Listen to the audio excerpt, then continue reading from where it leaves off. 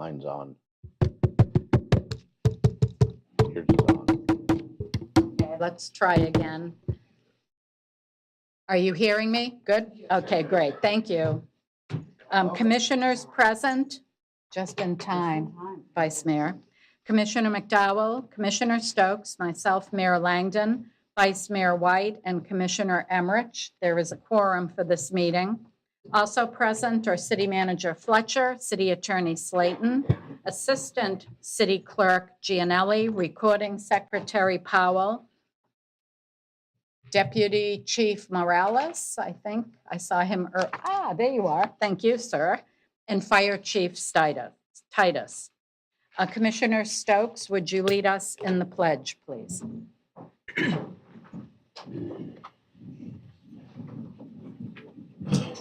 Pledge allegiance To the flag of the United States of America and to the republic for which it stands, one nation, under God, indivisible, with liberty and justice for all.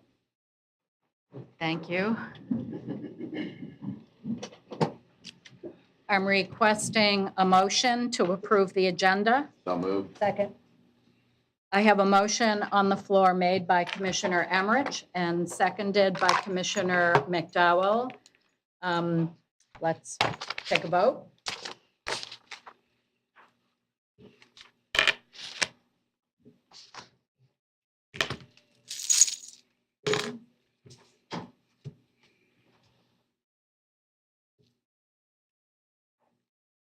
voting, but it's not picking me up.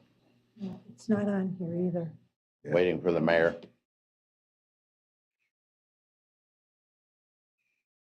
Showing on my vote screen.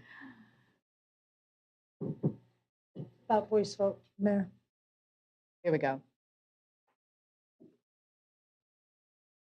Oh, I yours. guess not. Let's do a voice vote. Commissioner Emmerich? Yes. Vice Mayor? Yes. I'm a yes. I'm a yes. Commissioner McDowell? Yes. Terrific. The agenda has been approved. City Clerk, do we have any online public comment? We do. Olga Rudman. Dear Commissioners, we moved to Northport many years ago just to be near the lake. My family and I are totally against building on the property surrounding the lake. This can damage the ecology and the structure of groundwater and as a result cause irreparable harm to the healing lake. Please listen to people who care about lake and make right decisions. Regards, Olga. Jasmine Bowman. Hello, I am a resident of Northport who had been going to Warm Mineral Springs several times a week as an excellent therapy for joint problems and miss it very much. The buildings have never been of use since I have been a patron of Warm Mineral Springs, but that made no difference to me. I began frequenting the lake for its amazing water and also the wonderful community of regulars. 10 weeks after Hurricane Ian, we have seen all sorts of cleanup and repairs everywhere in Northport and surrounding areas, and other parks are open, yet Warm Mineral Springs remains closed. What's going on? It does not require much for the water of Warm Mineral Springs to be accessible to the people once again. Please make it happen soon. Thank you. Jill Luke.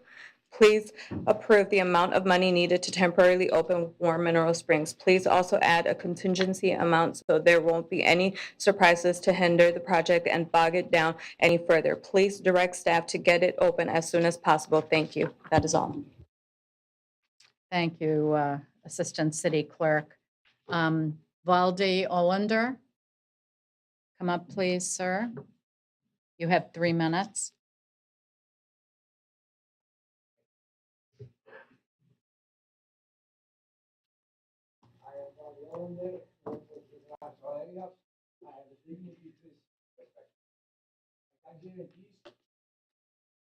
I'm not a criminal. Stop treating me like one. Ask the chief garrison for verification.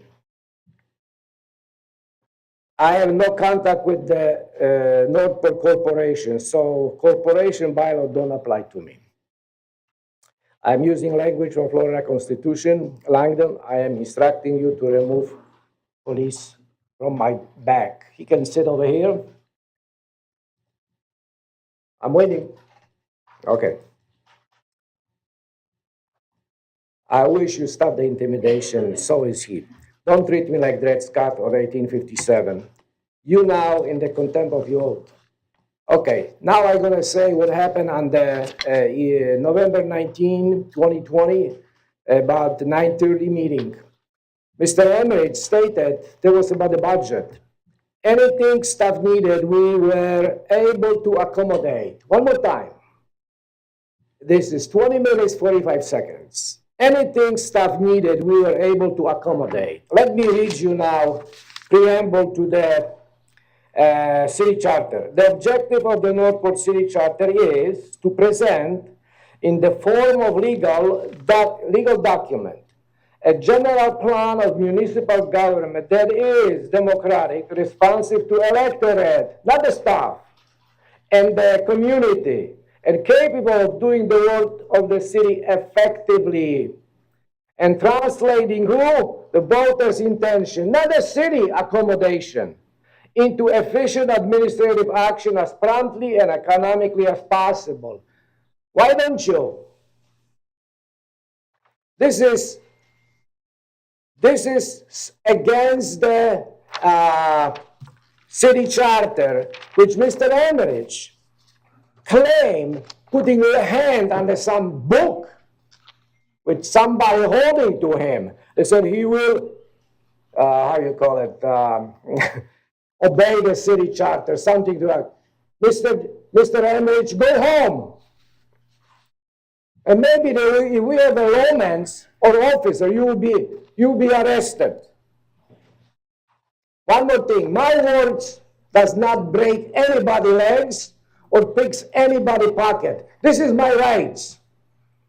And I'm sick and tired of the abuse, experience over here. When the city staff speaks, there is no policeman over there.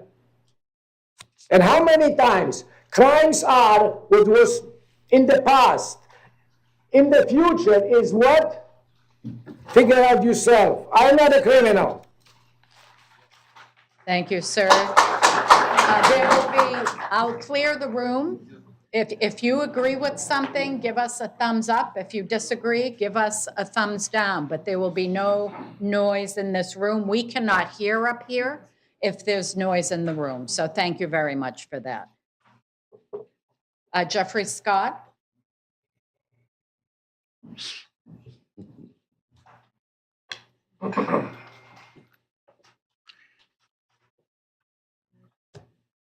Good afternoon, Commission and Gallery. Unlike the private sector, our local government should not operate on a profit basis. The city of Northport, for example, consumes money, tax dollars, and is more wasteful than any local business would ever be.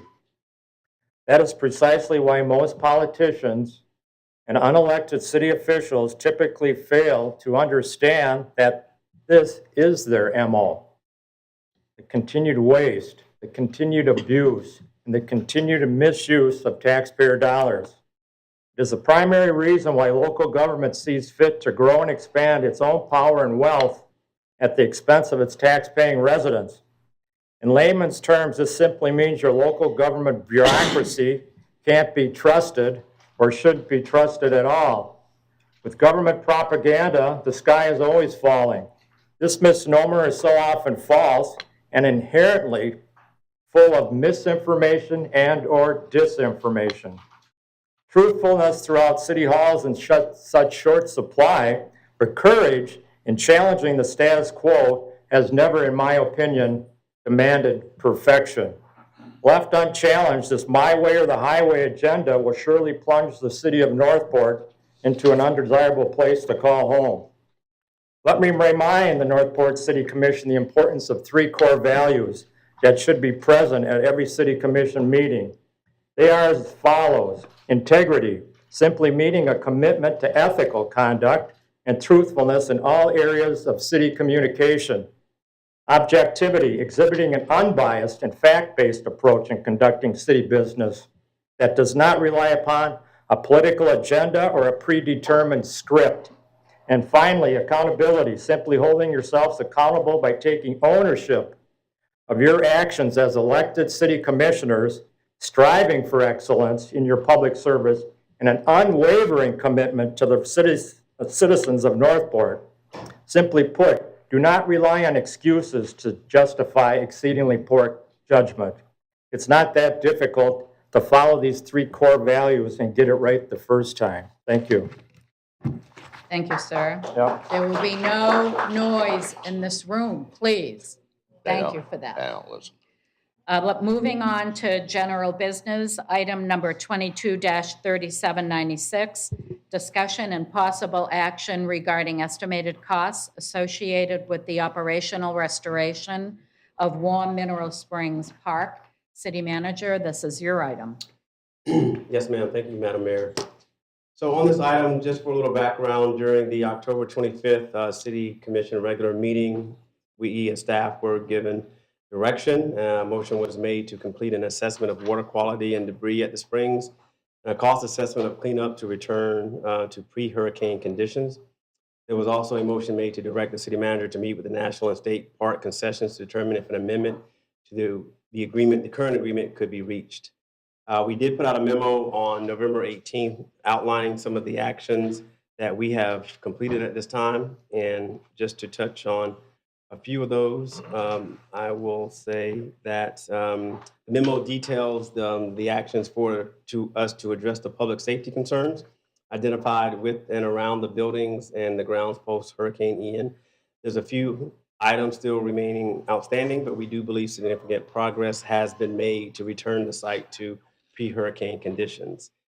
As we talk about assessing the costs of safely reopening the springs, we performed our due diligence and prepared an assessment of costs which total between $85,500 and $119,500, plus a recurring monthly fee of approximately $13,000 to $15,000. We also attached the fund balance for Warm Mineral Spring as well within our documentation. We have had discussions with National and State Park Concessions regarding an amended agreement, and we are still evaluating that with them through our staff accordingly. The timeline that we have come up with through our process is twofold. One of which is one that would take us through the agreement with the vendor, as well as portable restrooms, general contractor work such as electric, ADA pathway, fencing, pump house repairs, et cetera. We believe that is the longer version of the time frame in this situation, and it would take roughly 4 to 5 months. What we do believe is there's a faster solution that we could propose to the board if you will entertain it, which is to allow us as staff to go through a situation that would allow us to truly get it open as soon as possible. This would look like city staff going through an exercise of procuring an item such as a tent that would allow the concessionaire to actually open the springs, as well as have maybe a temporary pyro structure that would allow them to use their point of sale system, which would allow them to accurately count and control the attendance and the sales and everything that we would need to hold them accountable. If we were to do that, being given direction to make sure that all the debris and the springs itself are safe, we do believe that's a much shorter time frame. It would not be ideal. I don't think anyone would say it was ideal before the storm, but this would be another version of us just putting it together.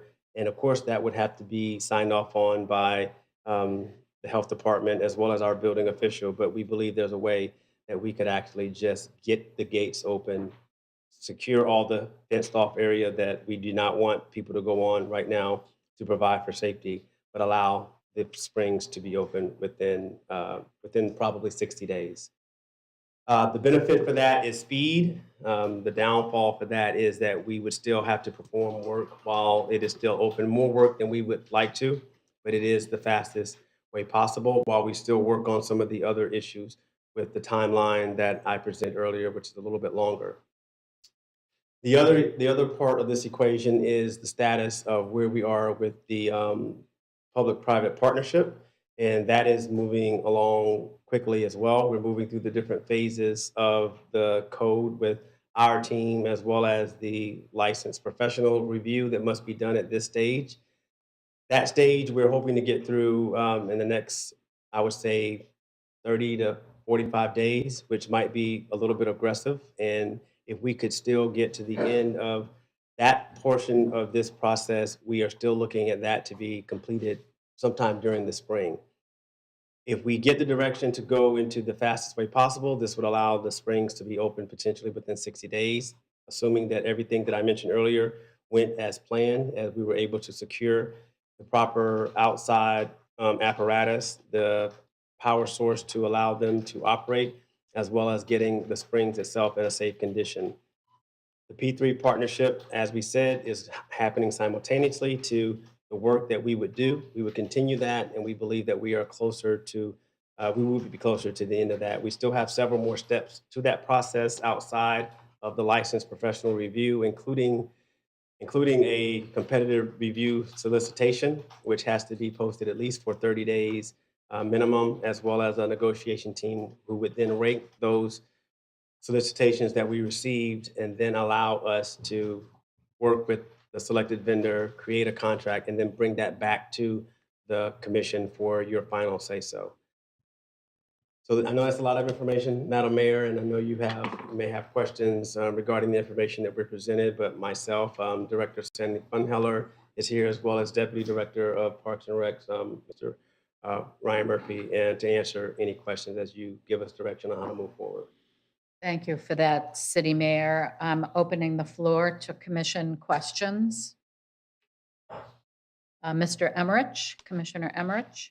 Yes, city manager, on this new proposed plan of the tenting and everything like that, what is the cost factor on that? You had 100,000 for that bucket list that we had to do, but now you're coming up with an alternative plan. What's the cost factor on that? Well, we believe that if we were able to, now, and that plan, sir, is a hypothetical plan because we have to get some approvals in place, just to be clear. But if we were able to procure a tent, if we were able to help procure a power source, I don't believe that the cost would be extensive. We literally just were talking about this within our office within the last hour, trying to find a better way to a faster solution. I believe that the cost would be just a few $1,000s as it relates to getting a tent, getting a power structure, and then allowing us to, we still have to put up some fencing, I believe, as well, that would allow us to mark off some areas that would not be safe due to building damage. So it should be a lot cheaper than the actual $85,000 price tag. Director Funheller, did you have more to add? Yes, thank you. Sandy Funheller, Parks and Recreation Director. Regardless of whether we use a modular building or not, we still need to run power to the site. We still need to finish the pump house repairs. So at a minimum, we've got $25,000 that we need to spend to get that site ready, either for the management company to come back on site or for the P3 partner to come on site, however that happens, or if it was done internally. We still need that to happen. The ADA accessible pathway would still be required from the parking lot to the tent to the springs. So that is something that we'd have to get someone on board to do. And we'd have to relocate the temporary fencing that's there. So there still are quite a bit of costs. It just would not be that initial cost to bring the modular unit on and then the monthly rental for that modular unit. What the tent would cost, I don't have those numbers in front of me. Thank you. Okay, so Ms. Director. Funfeller, if I may, you're looking at half the cost maybe without looking at the trailer? Possibly.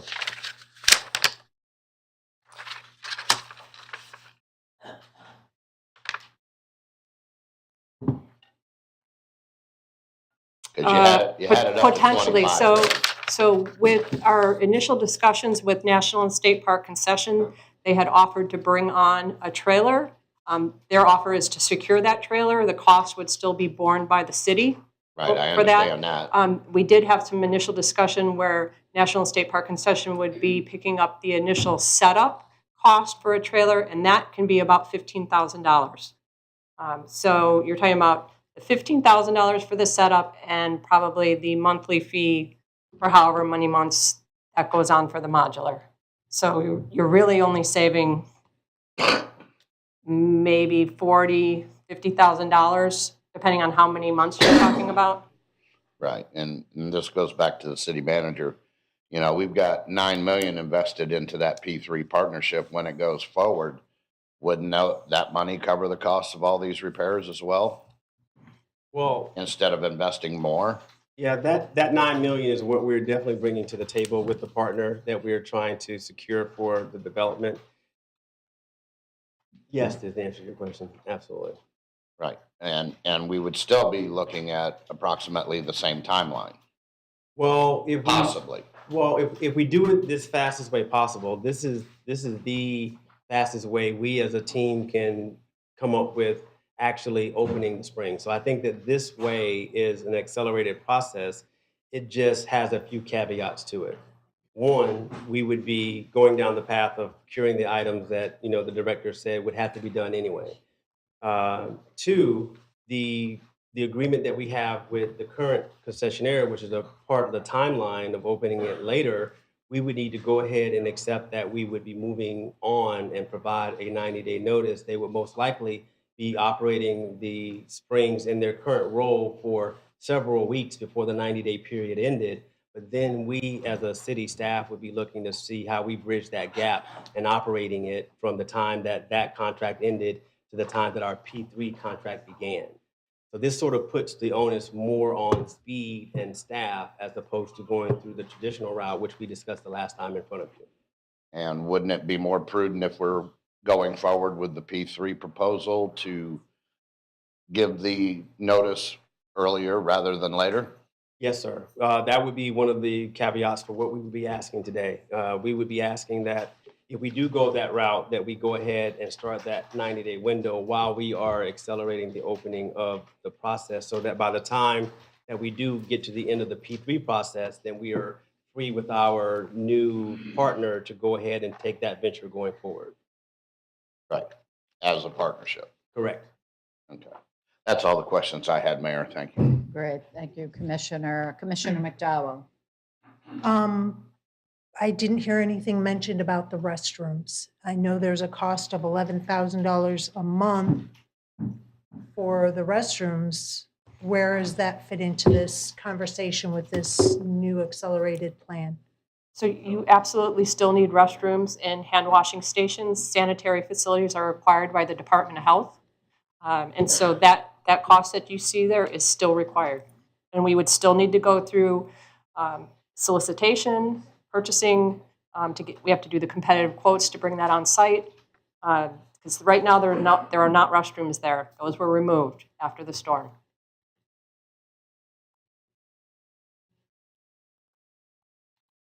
They were removed after the storm? Yes. There was damage, and there was also no reason to have them there because we had anticipated an extended closure because of the damage to the site. So to pay for those to be on site and not be used did not make any sense. And I was unaware there was damage to the restrooms. We were renting those restrooms, correct? We had a trailer, we had ADA units, we had hand washing stations. So we would have to go back out to solicitation for that, even though we asked them to, hey, come get them, they're damaged? Yes. What? Yes, we do need to go back through a competitive solicitation for that.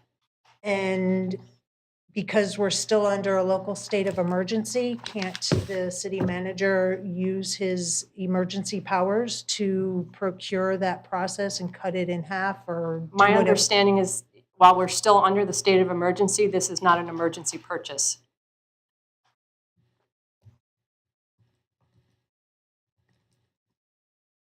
How long is that solicitation process going to take? I believe we said we'd have to have it on the street for 21 days because of the dollar amount. And then you have the evaluation of the bids, the purchasing paperwork. So it's probably going to take 2 months at the most to get through all that. And then you have the lead time from the company on bringing those out.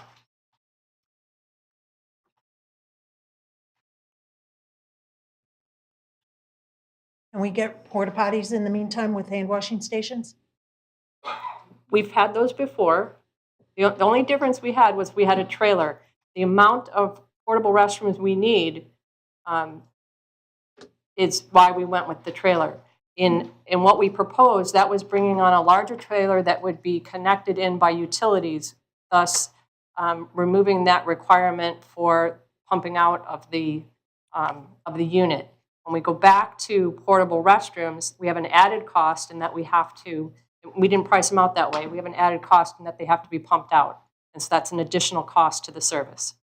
So if you guys have been kind of coming up with a new plan just before this meeting. So hearing this new information, I then have additional different kind of questions. If it's going to take at least 3 months to get the trailer restroom hand washing station installed, can we use porta potties for those 3 months so that we can really get this accelerated and open? We can. I did not have that information. That's not what the quotes that we looked at. That's I not the plan that understand. we looked at. And so we'd have to look at the layout of where they need to be, because that would be different than the portable unit we brought in or plan to bring in. We'd have to get quotes from the companies. We still have to go through a competitive solicitation process to secure those. There's no getting around that.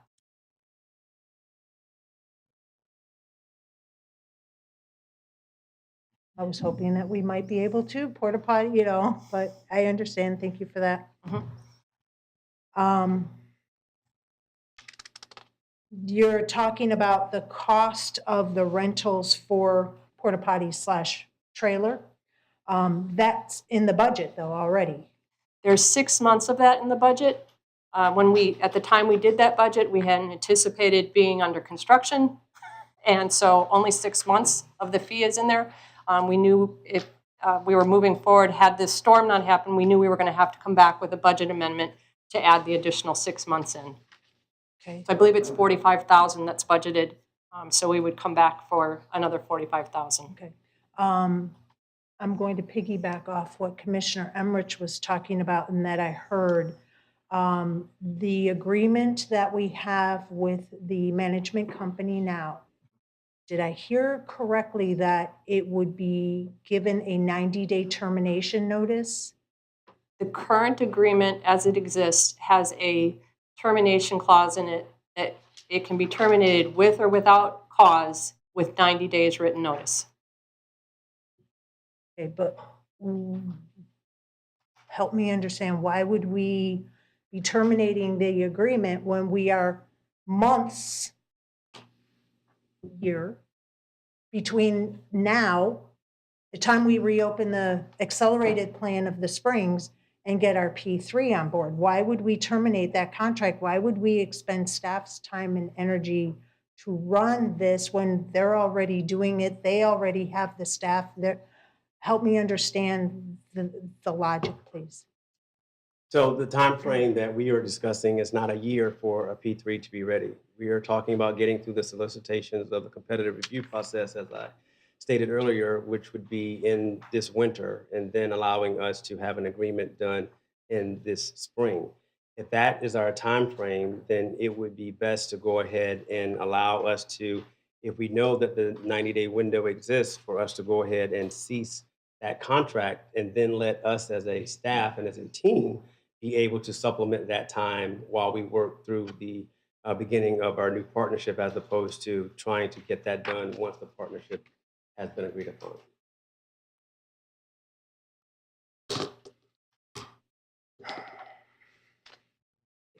I think your time is up, Commissioner. Are you going to need a second I round? will.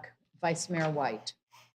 Yes, thank. I just wanted to be sure I'm clear on all these options here and the costs, that the operational cost would be anywhere between $85,000 and $119,500 to get it. That's the initial cost to To get get us everything in into a place. position to be able to Like start. the hardware, and just to get it Yes. ready. Plus, there would still be a monthly Correct. $13,000 to $15,000. There would be a monthly for both the modular unit Right, and for the restrooms. okay. And then the idea of a tent was brought in. Would that be, I don't have, that was kind of a last minute before the meeting idea that might help speed things up. I don't have any details on okay, that. and I'm sorry, I'm trying to go through here, though. what is the cost difference between, well, the 13 to 15,000 included the cost of a modular. So a tent would be rented as well. Do you have any idea what that difference would be between what a charge, you're talking like a circus tent, like regular poles and the whole bit? I have not looked into it. Okay. It would need to be sufficient to Yeah. house staff, to operate, to take passes, to do credit card transactions. Right. Okay. And then the timeline, it would still take 60 days to open whether it's modular or tent. Is that correct? 60, about 60 days, is that what you said? And then how does that compare with, we're going along with the P3? Because we said we would have. Sure. So we're at the point in that process of looking at the unsolicited detailed proposal. We have 120 days from the date of the last commission meeting to review that. Right now, we are determining what licensed professionals we may need to bring on to look at the proposal. Once we get past that, when we've met all the requirements, the city manager would then send notification to the submitter that we're moving forward. We would put a RFP out for competitive solicitation based on that proposal. That's my understanding.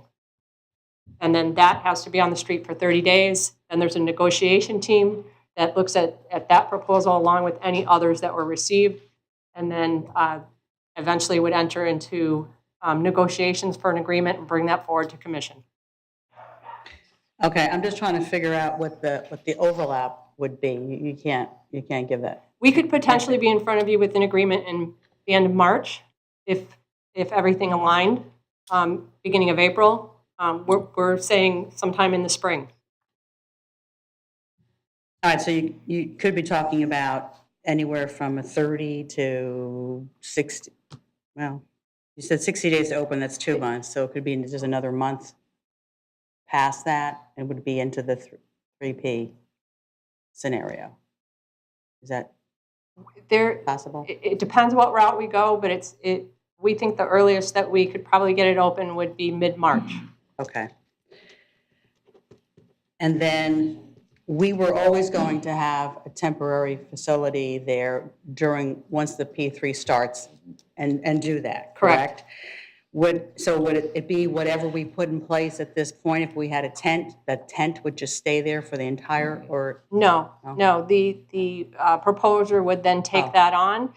It was figured into the construction that if we had went out, if we were successful in going out to bid and had secured a company to do the construction, that task of bringing on a modular would be part of that, and the city would be managing that process. But if we go the other route with the P3 is managing that process. That was part of their whole Yes.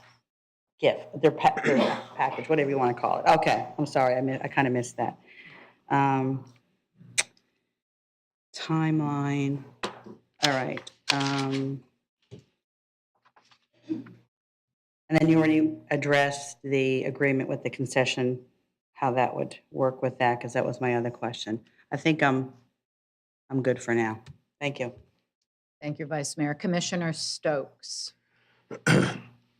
So let me see if I, for points of clarity here, working with the concessionaire would probably run 3 to 6 months out before we're able to get the springs open. If we were to continue working with them versus this expedited approach by giving notice and pushing this agenda forward ourselves.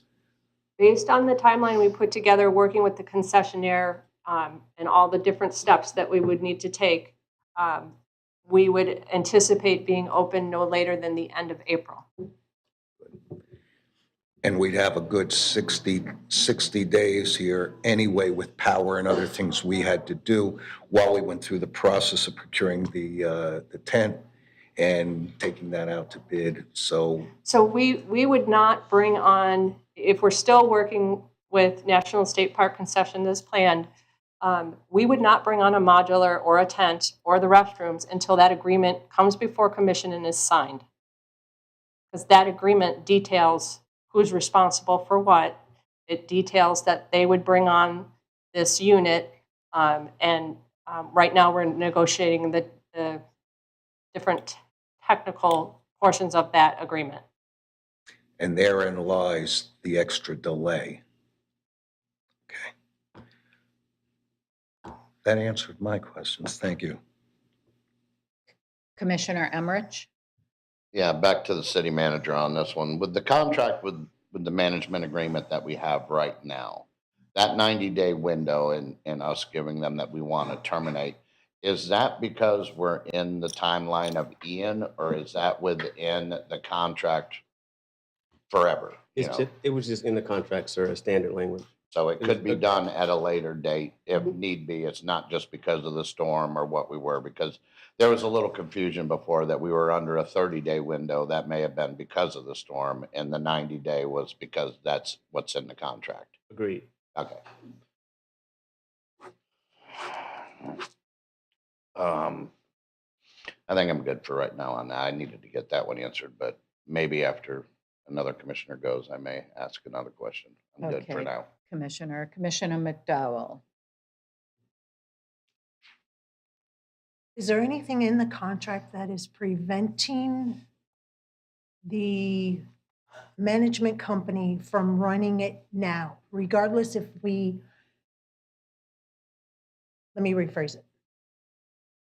Why do we need an amendment to a contract that exists when it seems both parties want to keep the springs open, but the only difference is pre-Ian and post-Ian is the location of where they take the passes? Well, Why, can we just use the existing contract? no, we don't have a facility to operate out of. I understand that. So whether, if the city, yes, we could continue with the contract as soon as the city gets a unit on site to Okay. provide them a space as is agreed in the contract to operate out of. So if we do that, we still have, working through Roston, who is our contractor for FEMA reimbursement, helping us, guiding us through that process. If we worked with them to bring on a modular unit, the timeline is still 7 weeks to get that in place and on site. We do it ourselves and not worry about FEMA reimbursement. There's still a timeline because we have to do a competitive solicitation to bring that on site. If we, so they can operate out of it, but they need something to operate out of. Correct. And currently, the admissions building has a mold count that is way above anything safe for humans. So we cannot operate out of there. So you're saying to get the modular unit on site, something about Roston, and then 7 weeks. So Roston's been helping all of the different city departments work through how to get back to being operational. There's quite a few buildings that are not operational, and they're helping us with how we go about doing that, whether we secure temporary units or do repairs or whatever. And they have been contracted to help guide us through the process to make sure we're doing everything that needs to be done should we be submitting for FEMA reimbursement for this. If it's not done through the city, as National and State Park Concession offered to bring on that unit, we need to have that documented in an agreement on what they are responsible for and what we're responsible for. And currently, that is not in the agreement. So if the agreement, you guys have a lot of information that we're kind of hearing just now. So bear with me a second. So if the management company brings in the trailer, we have no procurement, it's on him. Correct. Okay, so we have no procurement time to bring in the trailer to operate as a building. But they do. But I understand that, They still need to source it. They still need to but their get that time is on. They much need to shorter than provide the ours. insurance requirements. So that there are responsibilities on both sides, and those need to be documented in this amended agreement. I understand. The biggest hiccup is the restrooms. We have to provide restrooms. They're not providing the restrooms, the city is, correct? Correct. So that is 2 to 3 months for the restrooms. Is that what I'm hearing a lot of different dates, and I'm trying to get a timeline together. So in our timeline, we based bringing the restrooms on at the point that the agreement was approved by commission.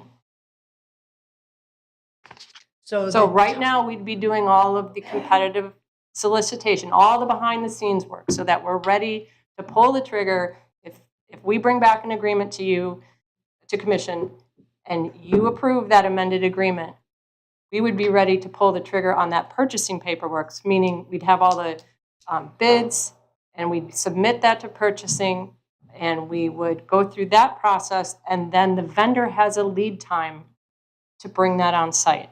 What is your ETA to bring before the commission the agreement? We are looking at, I believe, the last meeting in February. February.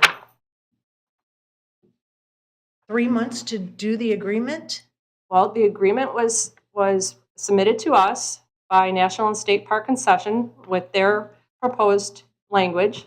Staff then looked at it, and there's language that we want in there, so we put that in. Now we pass that along to the city attorney's office. That generally takes a 30-day timeline to review. I mean, keeping in mind that there are all sorts of post-Ian reviews that the city attorney's office is doing in addition to all the work that was already happening for reviews. Once it comes back from city attorney's office, we would bring it back to National and State Park Concession. They need to review it again. So there's some negotiation that needs to go on there. Who has the agreement now? The city or? City attorney's office, City attorney's office has the agreement? correct. And then there's a timeline to get something on a commission agenda. So, we have to have it in by a certain date for finance review, and then a certain date for the city manager's review, and then it is posted a week before the meeting so that the public has the opportunity. City Attorney, you have something to add? Okay, I thought I might be able to ask for clarification. Can you hear me? Am I- I can. I feel like I can't hear myself. Is that better? There we go. Yeah, that's That's better. much better. Perhaps maybe just add a little bit of clarification regarding the contracting process. Yes, we received a draft of the contract on Monday of this week, so on December 5th. And the contract still needs significant work, including a lot of business terms that must be negotiated. So what, as you all know, what we have in place is an agreement with the vendor to manage the property with a lot of detailed requirements in that. The agreement does address to some extent, what if something happens where we have an unprecedented event, a storm event, a health and safety conditions of the property, what happens then? And it allows us to close the property. It provides certain, termination options, but it does not go into great detail. We are in the midst of a force majeure event that's quite significant. It's not just a few days, as in a major storm, came and went, and we have to pick up some limbs. So there are a lot of unprecedented things that have to be figured out, and those must be documented in the contract, as Director Fonteller stated. Further, as she alluded to, anything that's related to Hurricane Ian, we need to consider FEMA requirements, which are very complex, and all of the FEMA-related processes are quite complicated, and they're something that the city is not accustomed to dealing with because we don't have these events very often, and because the FEMA requirements consistently change very quickly. The same requirements we had for Hurricane Irma are not what's in place now related to Hurricane Ian, and that's why we have a consultant trying to help us. But it makes the documentation as well more complicated, as well as each step in this process. So I can assure you, at least in our office, we have this file marked as critical, but there are quite a few things that even at a quick glance I see are missing from this agreement, and we have to go back and have both sides talk about that, figure out what's agreeable to both sides, then understand what's really workable, then get that into the correct language, get everyone to agree to the documentation, get it into our legislative system 3 weeks prior to when you see it for review. So unfortunately, that does take some time.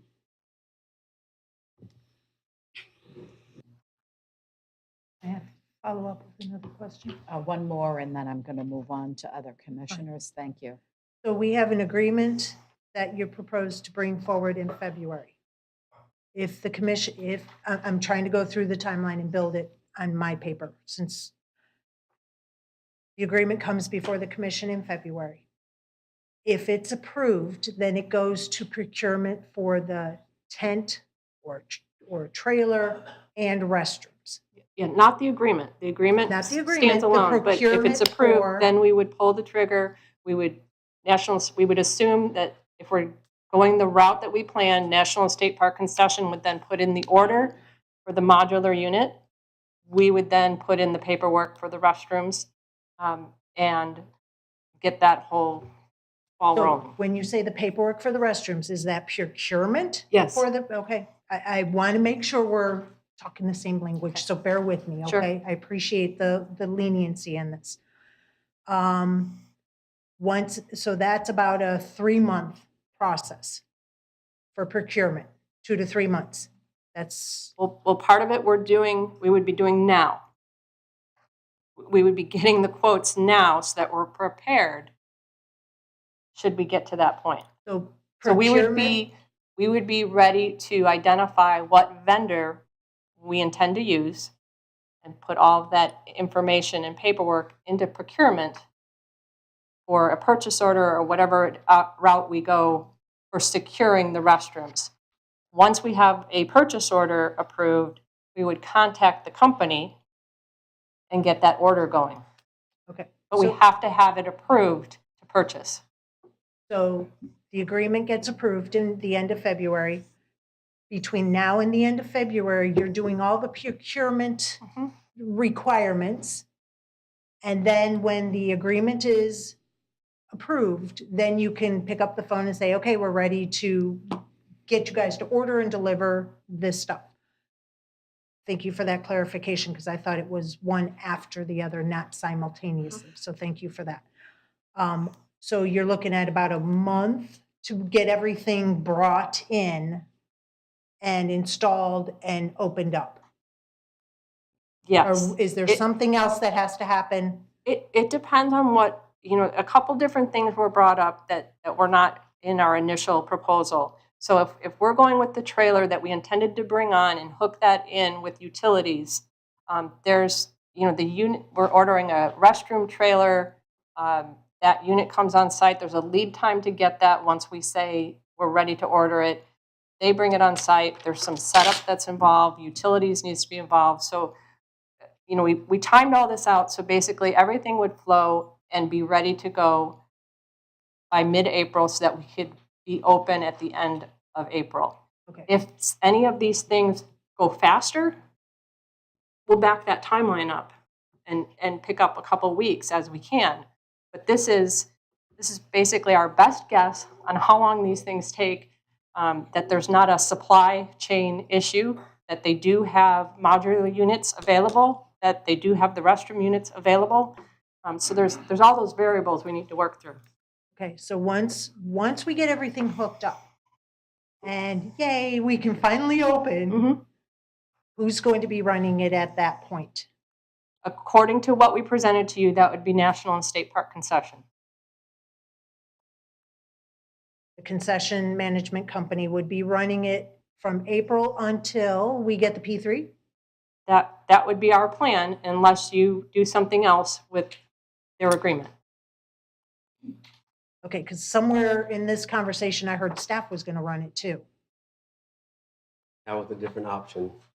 Okay, If we were to move it at a faster pace and take the current concessionaire out of the equation, it gives the city and staff the ability to run it without having to wait to a later point in time to cancel, to issue the 90-day notice that's in the current contract. okay, so help me understand. I'm sorry, Mayor, but there's a lot of moving pieces here to unpack, and I want to make sure I have I'll a, give you one more because you are out of time. what changes the timeline from that concession management company running it until the P3 gets on board versus staff running it until the P3 gets on board? I'm failing to see how staff running it makes it If quicker. if commission as a body chose to terminate the agreement and provide 90 days notice, if the Today. P3, whenever it was, if the Okay. P3 was not ready to be put in place at those 90 days, staff would need to step in and run this in some capacity, or it would be closed again.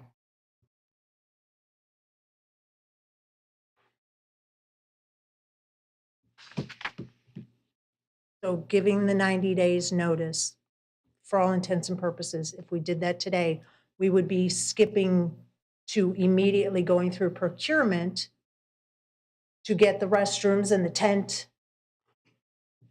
correct? If you want the city to procure all of those. The direction that we had at the last meeting was to work with National and State Park Concession. And there was discussion about this modular unit and that they were going to bring this on and potentially they were going to pay for it. And that was not something Correct. that was discussed. Correct. So we had those conversations and that was not what was proposed. The proposal was that they could probably secure it faster than the city and get it on site. But as far as who's paying for it, at this point, it is expected that the city would pay for it. Commissioner McDowell, I'm going to move on. If we need to come back to you, we'll come back. Vice Mayor White. Yes, thank you. Just again, I'm sorry to clarify some things. There's just a lot of two different scenarios here going on. The tent, if we went with the tent, that would be run by staff. Is that what? No, it would still be run by the concessionaire. That's just a different option as For them opposed to to a run it. modular. Okay, okay, that's number one. Number two, just the timeline. It would still take 60 days to get a tent up and running. I don't know. I did not look into that. Okay, because I thought that's what I heard. And the P3 could be anywhere between 90 and 120 days before that comes on board. Right. So you're talking anywhere from 30 to 60 days difference there. Okay. Vice Mayor? Okay, yeah, The option of the tent was just us thinking of something that was different than the modular, Right. which is having such a long lead time. yes. When you think about putting something together as fast as possible, as soon as possible, that was the vision that we were trying to achieve, to say, look, what can we do to just get it open and get it running? It won't be perfect. It wasn't perfect before it closed, but us getting something together that allows it to be open and functional, you're looking at the bare minimum to do that. And there would need to be some sort of structure outside for their, to protect them from the weather. And, you got a generator out there so they could use their electronic equipment. You would need something to that effect. That's where that idea came from. We believe that option would be faster and cheaper than a modular. And that's truly all the information we have on that at the current moment. But we believe that just based on logistics, it would work out in our favor. Okay, I just thought I heard 60 days because we still have to have certain things in place before Correct. we can even get a tent there. There's all this whole big list of checklists that has to get done before you could even bring in a tent. And I thought it was 60 days was the time frame for even a tent. So we're still looking for 2 months out before it can actually At physically least open. 60 days. Yeah. Let me clarify. Right. At least 60 days before it can even be open again. But you would still have the confidence that we were moving with the fastest option that we had available to us. Now, like Director Funhiller said, there are things outside of our control within all of the options, but if the goal is to get it open as fast as possible, we would be trying to do that based on just getting it open and making sure that we were able to do, even if we were uncomfortable for a little while, whether it was staff or, the vendor, just making sure that we focused on the main goal, if the main goal is to get it open as soon as possible. Okay. And And just, we would just to still incur all clarify- those costs, right? just to clarify in the tent, we're not talking about a pop-up tent. This would Right. need to be permitted Yeah. to be out there for a short-term 24/7, right. period. Right. I understand that. Yes, I've seen those. That's what I just wanted to be sure about that. So I just wanted to clarify the time frame here, what kind of time we're actually talking about that it would not be available. And also the 90-day clause is consideration because it sounds like as soon as this got open with the tent, we really should be putting in our 90-day notice for the P3 to come in, right? Or no? I'm Yes. sorry. Yeah. Yeah, That is correct. right, okay. Okay, that's it for me. Thank you. Okay, Commissioner Stokes? Again, to clarify, one of the issues that'll be before this commission is whether or not to actually spend the time to work with the concessionaire to procure an agreement, modification, whatever you may want to call it. Am I correct in assuming that that process would add approximately 60 days to the time it would take to get the springs open, as opposed to simply putting in our 90-day notice now, terminating this agreement, moving full speed ahead as a city to get the springs open for our folks, and then move our P3 along as expeditiously as possible? Am I correct? We're looking at an additional 60 days if we have to work with this concessionaire. Potentially, yes. Okay, thank you. That's all I Okay, have. Commissioner Emmerich? Yeah, couple questions. With the trailer, let's just say that they got the trailer in and everything like that, and it has gone through the management company under the agreement. And then the P3 moves along, and then we finalize the P3. Would there be any limitations on that trailer? Like, this is my ball and I'm taking it home with me, you know? Would we have to, at that point, give the 90-day, whatever, if we postponed it, and then possibly have to reclose the springs again while we pursue the P3 going forward, because they would be coming on board as the new management company. If we're at that stage of the game, we just reopened for like 2 months. And now we're back at closing again, trying to get the particulars all squared away. I don't want to see that happen either.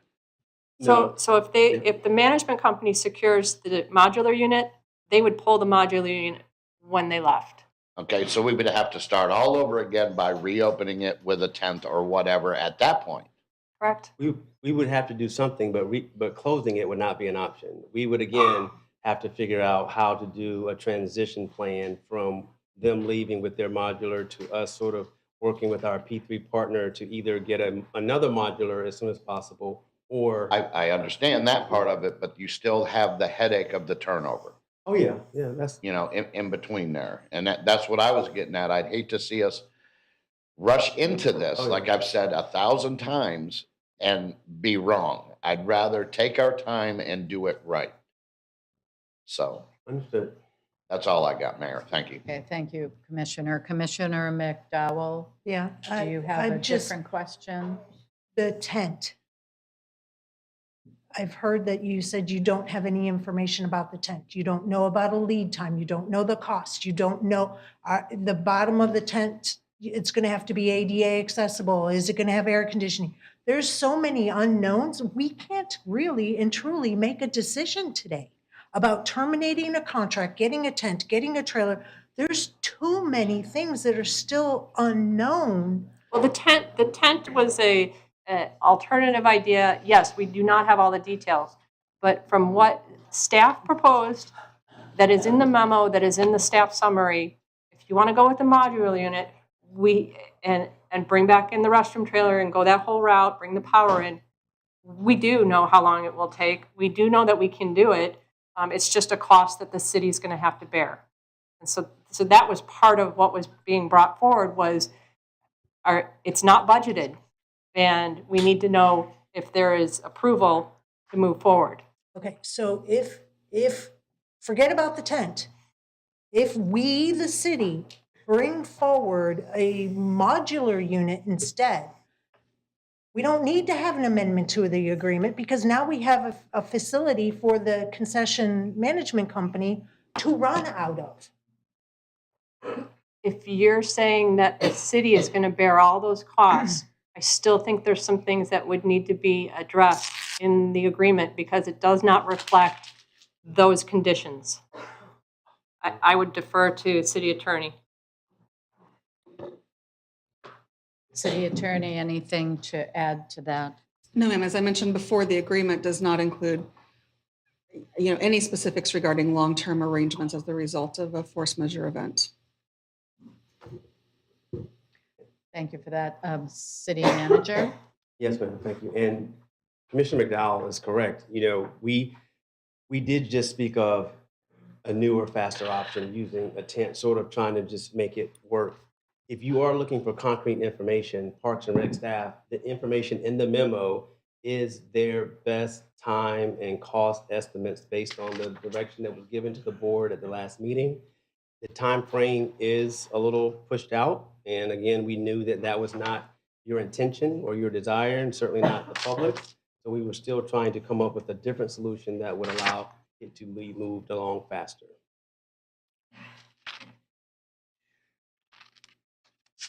It Can sounds I like ask one follow-up question? one last It'll be quick. question. If we were to go with this memo as the memo is presented, what is the projected day, time to open? Is that like April April? 29th.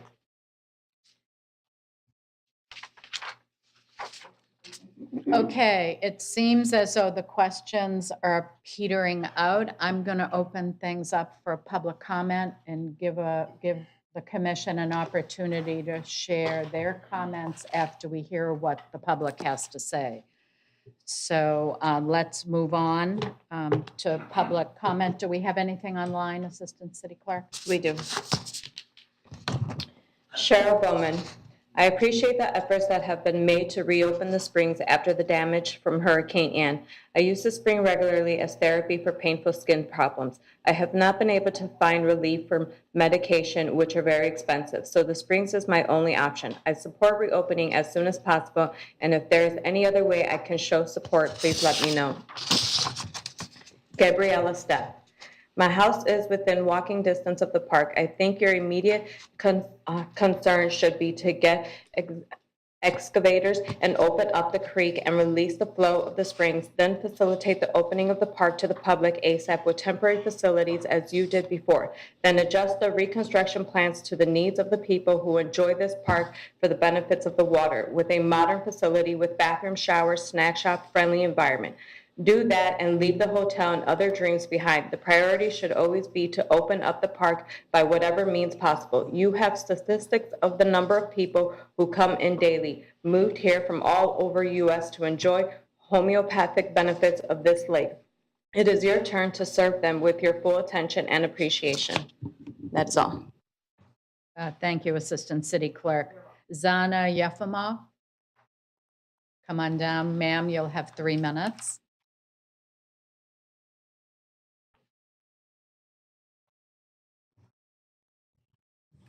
Good afternoon, everybody, and thank you.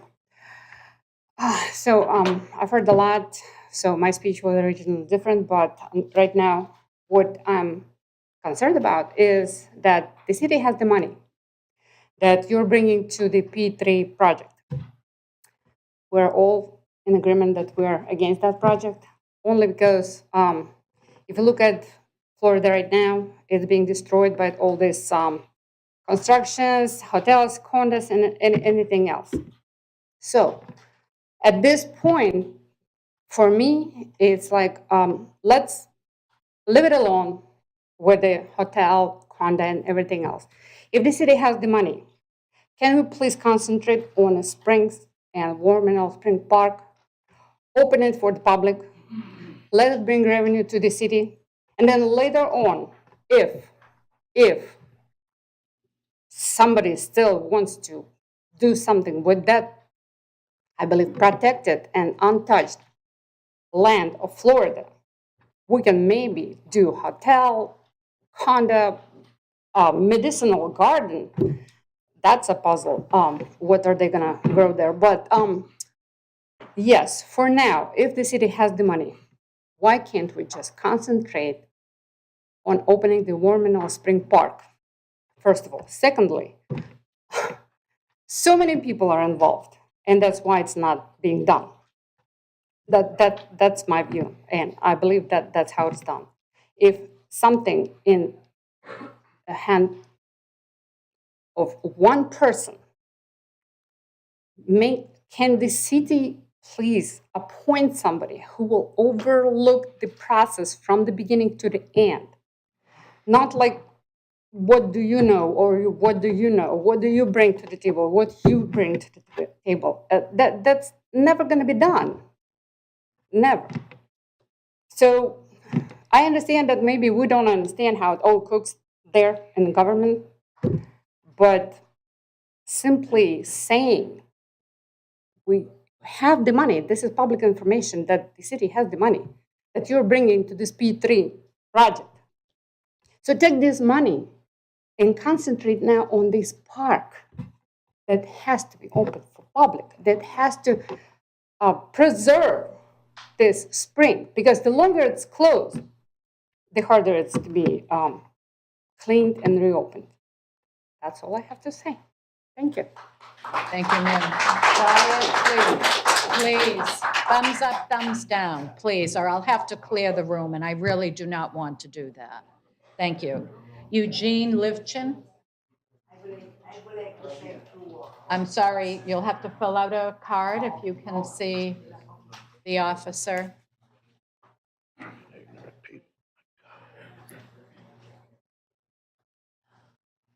Thank you, sir. You have 3 minutes.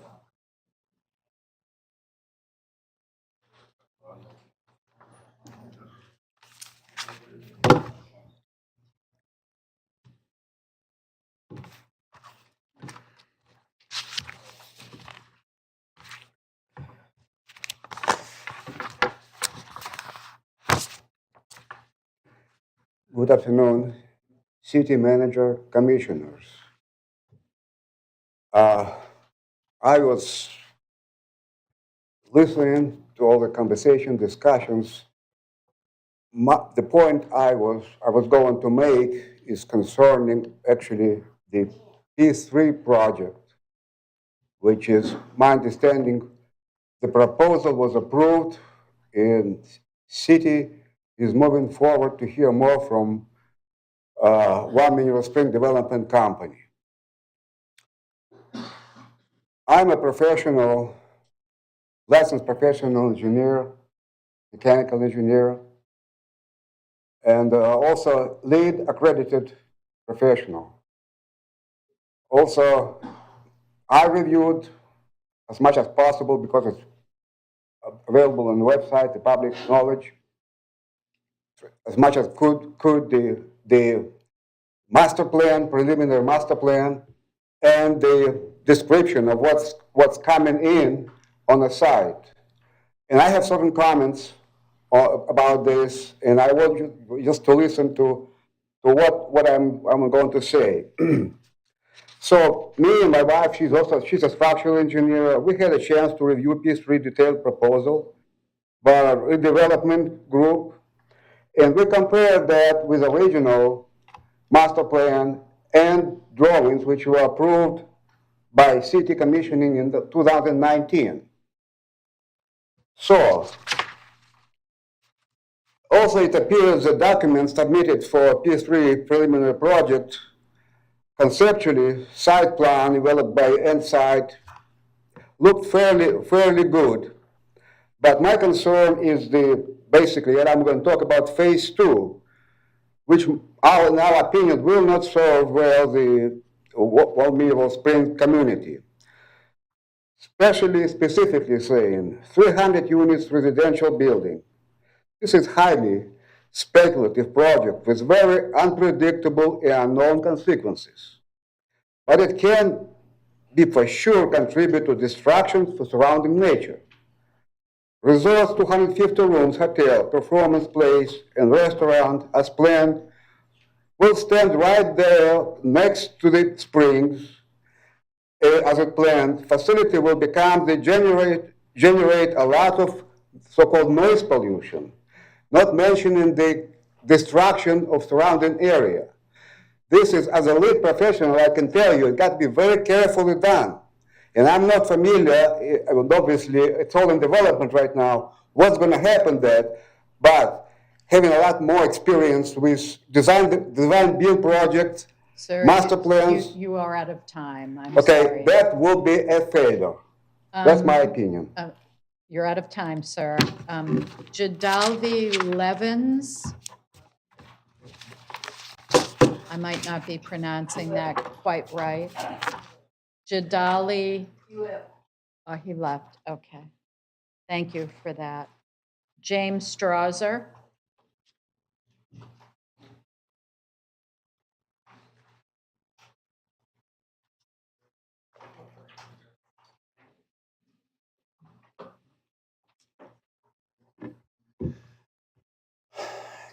Good afternoon, Commissioner, City staff. Thank you for holding the meeting, getting us here, allowing us to do the public comment. Thank you. So, from what I've heard and what I've seen, it seems like there is a lot of opposition here. There's a lot of challenges that you're faced with. One of the scenarios in a picture that I've seen in my head in the course of this meeting was something that you see like in road construction. So we've all been stopped along the road. Then all of a sudden you get to pass and you get to go down the road and you're passing a guy holding a sign that says slow. When you pass the guy that says slow and you get into the construction zone, there's 4 people standing around and there's 1 person working. Now it seems as though from the outside, this is what we're encountering. You knew from the beginning, back in October when we started holding these meetings, the buildings were shut down. We were going to have to get a modular. We were going to have to get a trailer. We're almost 90 days into this, and we're still reviewing the same things that we were before. I am going to clear this room. If there's one more outburst, I'm going to take a break in this meeting and ask you all to leave. And believe me, I do not want to do that. So please, thumb up, thumb down, let us know how you're feeling, but no noise, please. I'm sorry, sir, go ahead. Could I have an additional 20, 30 seconds onto my clock? Can we give him a few extra seconds? Thank you, Assistant City Clerk. Thank Go you. ahead, sir. I appreciate that. Now, if we have to get the modulars and we get the trailers, we have the concessionaires. Let's propose to them, purchase the items. He can use them for the next park that he manages, possibly. Maybe he chooses not to. Maybe the city says, okay, we're going to buy them. Let's use that money. Where's the $9 million at? The $9 million could be opened up to be used. I roughly looked at some numbers. Had we put that $9 million in a savings account and received the interest on it, we would be closer to having the $18 million that we need to restore the buildings. We wouldn't have to go through a P3 proposal and get outside assistance and help. I would like to verbally disagree with the P3 proposal that we have on the template at this point in time, on record, that to have the additional hotels, the additional land destroyed, let alone the slough that overflowed during Hurricane Ian, and the additional concrete and pavement that's over the land that is then going to wash down into those houses and into those homes in Northport that you are all aware of did cause a lot of damage. So let's keep the things green. Let's preserve it as best that we can. I would also like to state that it can be a park. It can be preserved. We can still allow to have the revenue brought in. Take, for instance, Circus Sarasota. They build an area at Benderson Park. They have porta potties. They have a modular trailer. They have a generator. They run it for certain increments of the day, 9 to 5, or whatever it is. That's all the spring needs to be used for. The concessionaire, maybe they'll pay for it. We can get it open. We can get the revenue coming back into the city so that we can start this process and take the time that we need to review everything with the P3 proposal. Add other additional P3 proposals that come in, or choose not to do it and have the city take it over and run it. We have lifeguards, city staff from the aquatic center. We can hire people to bring in. How are we doing on time? It's done. Thank you, sir. Thank you. Abe DeBruschen.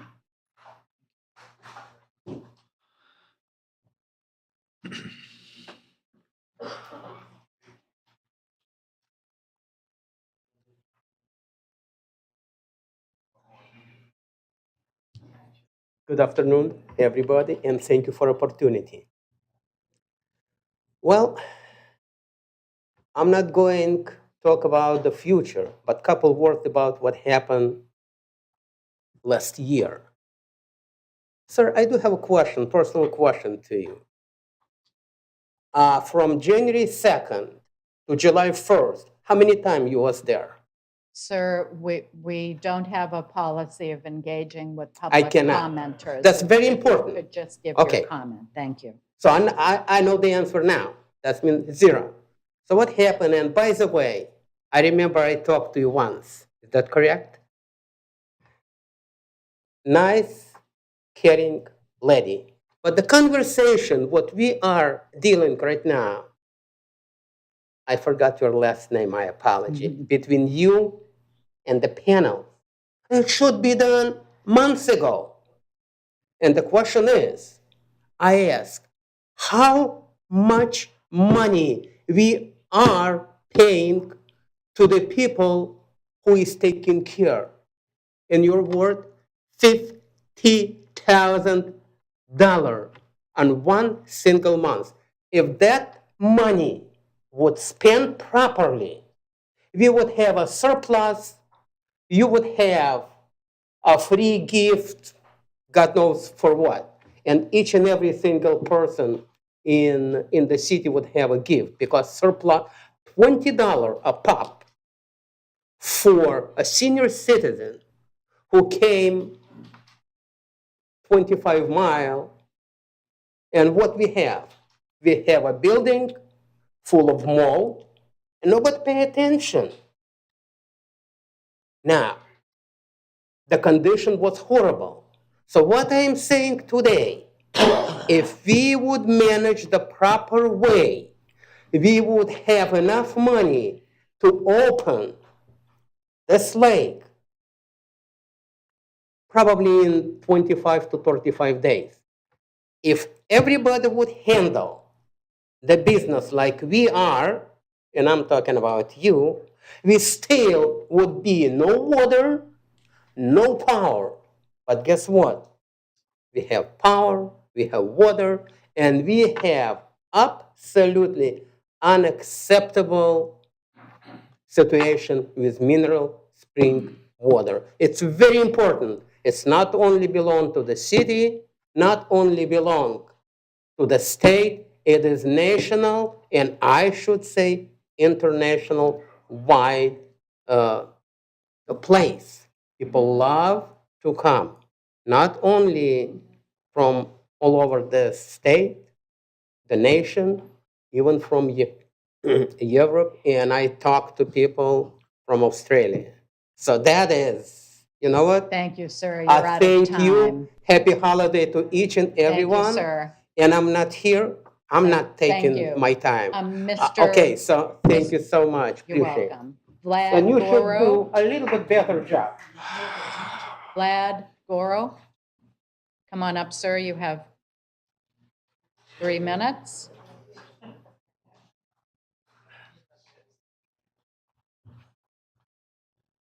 When I came 35 years ago to this lake, town was looking like a village in Siberia. Take a look what we did with this lake. Most of us immigrants, that came from Poland, Russia, Ukraine, we built houses here. Take a look how we change face of Northampton, City Hall. I don't know, we have here environmental people, environmental from city. When lake was open, they was on the lake every day, almost take water samples. Now we will lose this lake for allergy. If you don't use this lake, you lose. And nobody doing anything. I don't know, a lady from city mentioned how much cost bathroom. Why not saying that 850,000 every year profit you get from this lake? Why did not mention this? You forget about this? Because the best thing what can happen to this lake, city not capable to run business. They should sell this lake to private property. When private property was here, when was last hurricane, we came about 100 people. In 2 days, we clean up lake. Cities did not involve in even in this, okay? Now they closed. Nobody knows when they will open because it's no incentive. We live in capitalist society. If you can run, get out, or receive minimum wages, because they receive money anyway, lake open or close, and profit average 850,000 a year. This is what? Small money? And they did not do anything. Why they now saying that we have to put roof on this house that we never used this house over there. We used portable bathroom for many years that was there, and that's it. Okay, thank you. I hope somebody have brain to tell city that they open lake as soon as possible. Thank you, Chef Quiet. Thumbs up, thumbs down. Thank you. You're gonna tell them that every time. I know. Albina, I'm getting close, though. Albina Savinock. Going once, going twice. Albina Savinock.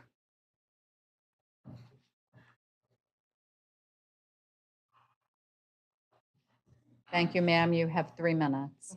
Hello, everyone.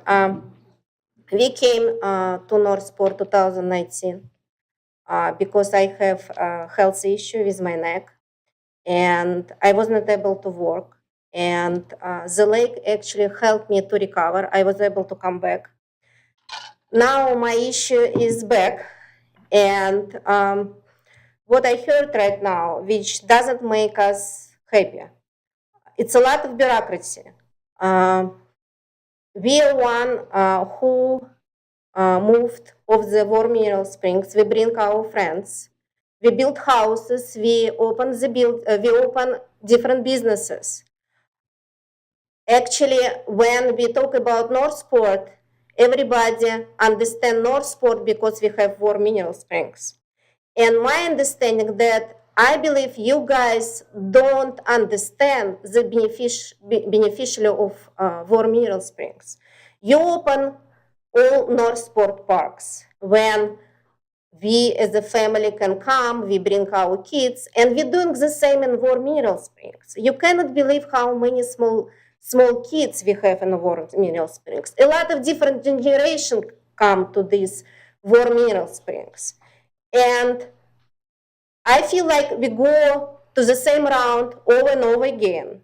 And what you said about those restrooms, about trailer, and I understand it's probably there is some procedure, but we don't want to wait until end of March to open the lake.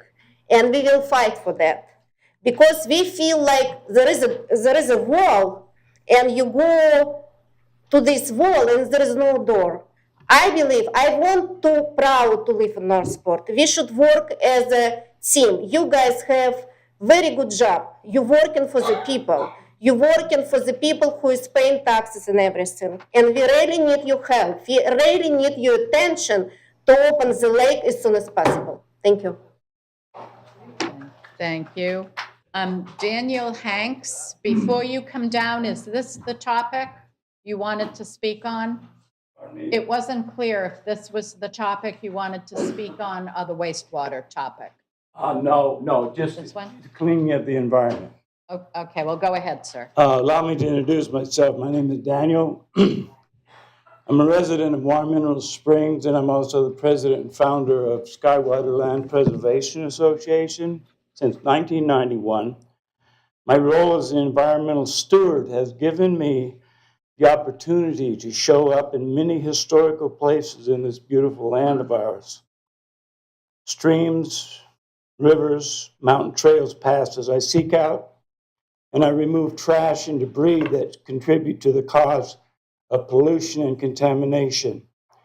I've maintained a custodial presence at Warm Mineral Springs for just over 25 years. Since 2004, my volunteer efforts have been on record with Sarasota County with the Adopt a Pond program facilitated by Sandra Washington. My main focus has been to restore the banks in the outfall of the Warm Springs and remove unnatural debris, most of which are plastic and styrofoam. Everything that I choose to do is in keeping with state, local, and federal statutes. I do retain a nonprofit status with a state tax ID number from the state of Florida, and I'm here to help. Thank you. Thank you, sir. Thank you, sir. Jeffrey Scott.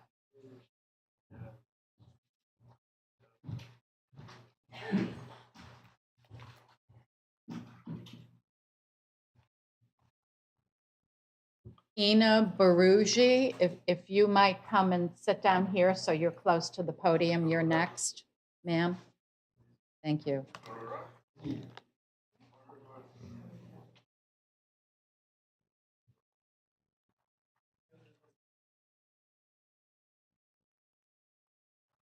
Go ahead, Mr. Scott.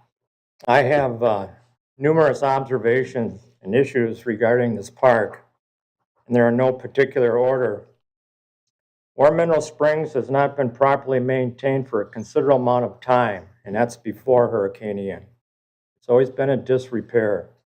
Warm Mineral Springs has a history of public utility operational problems, water sewer, that have not been addressed in a responsible and reliable manner by a Northport City Commission. Warm Mineral Springs consumes money, tax dollars, and does not live up to resident expectations. Warm Mineral Springs' value is solely in the land. You need further confirmation, talk to your P3 partner.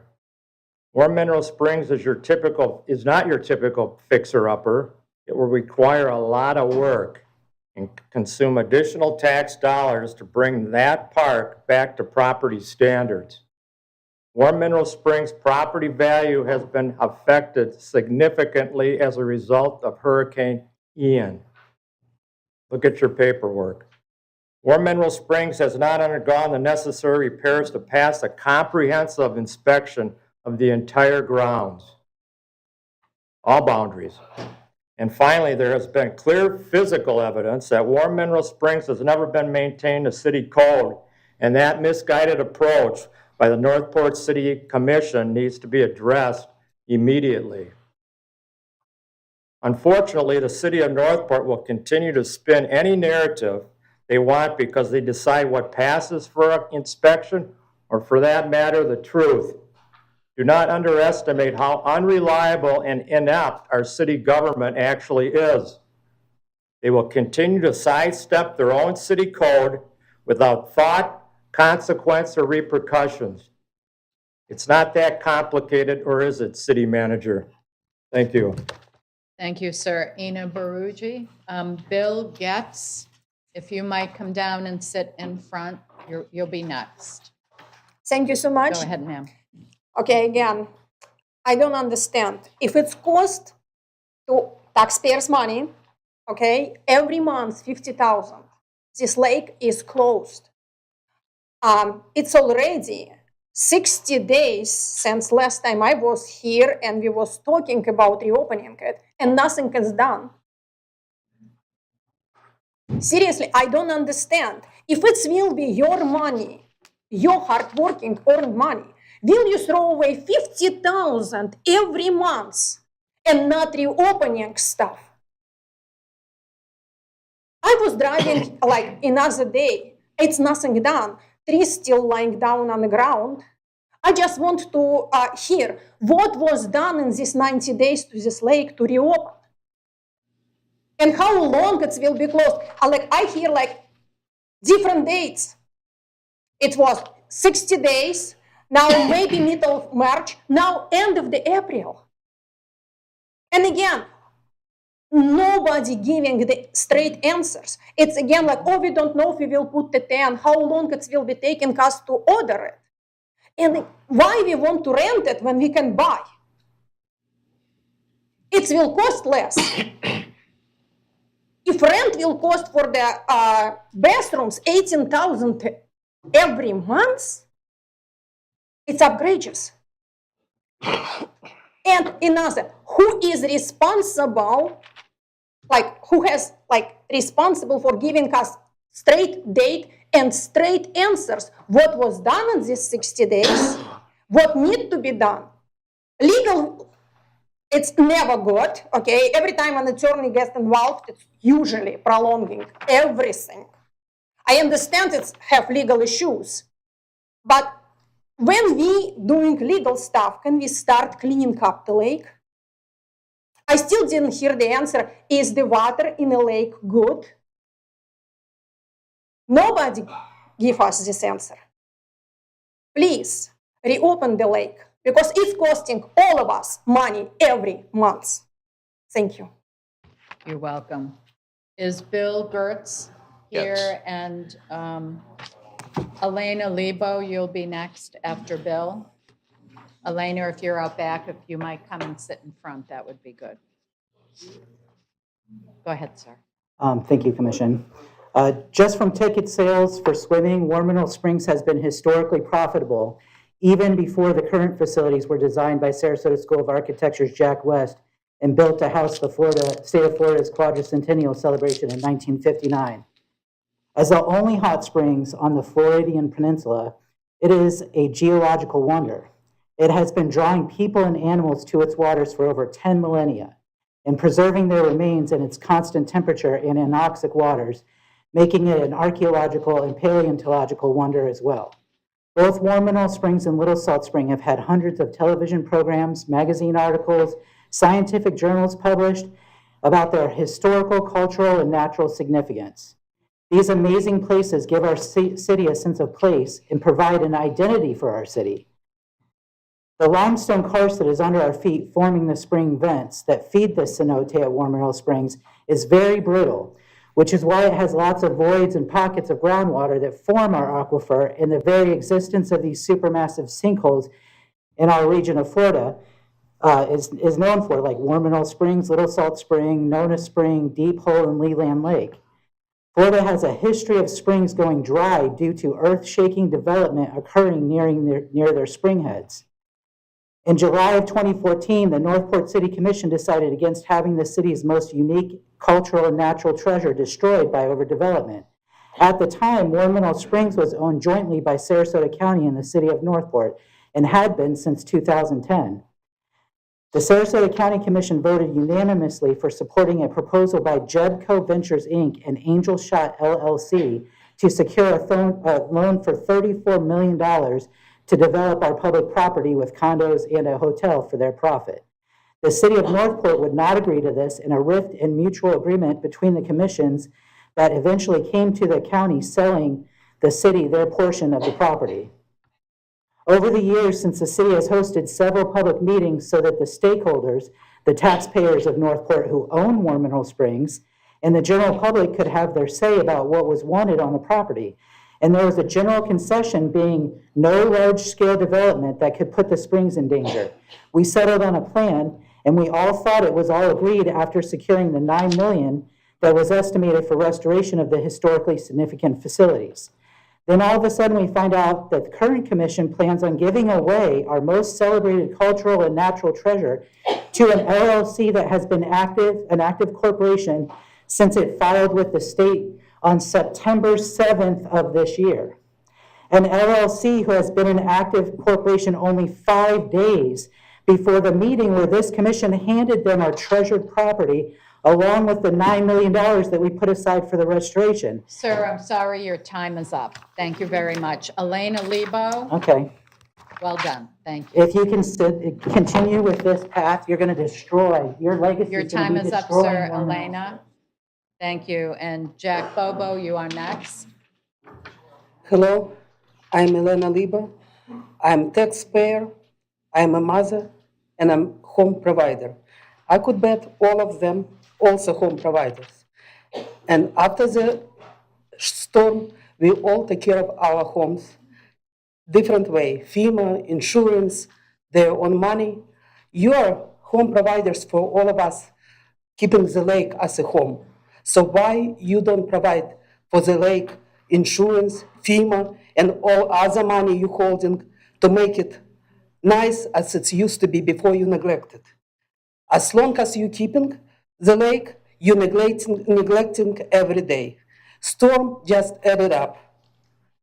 Nothing was done in the first meeting. We were here. I kept the speech.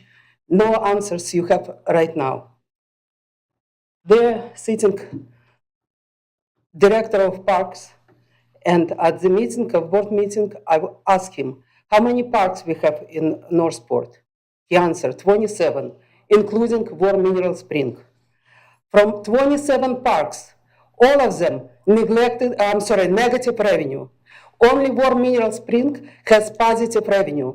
And because of that revenue, all other parks being cleared and spend money on them, on dog training park, on other parks, not War Mineral Spring.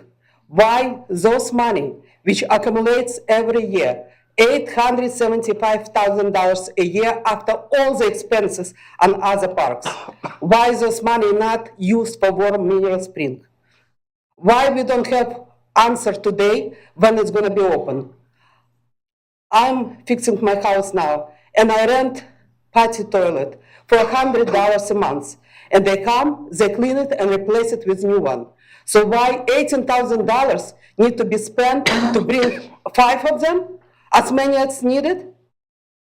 And the company who is holding toilets now, if it's damaged, they have to replace. They have their own insurance, nothing to do to agreement with you, with War Mineral Spring.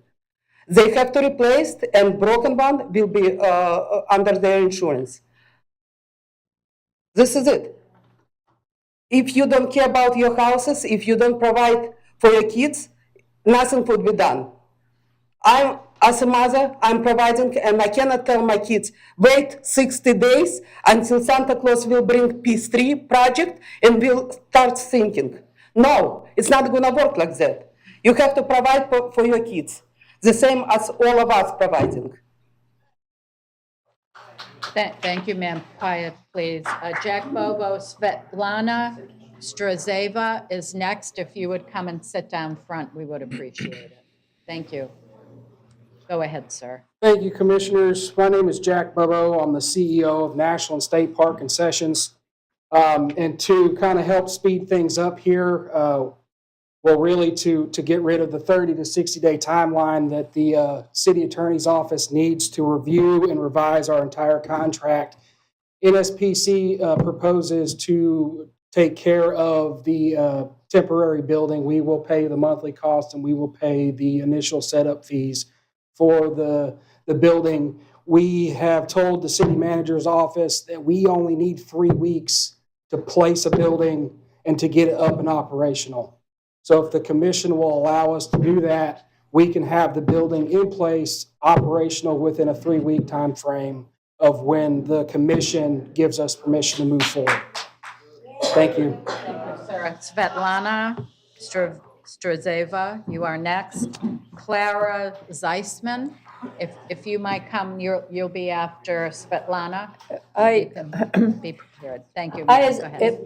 a musician, opera singer, I would like to hear clear what you are talking about, guys, because city manager talked, nobody, I think 70% don't understand what he's talking about.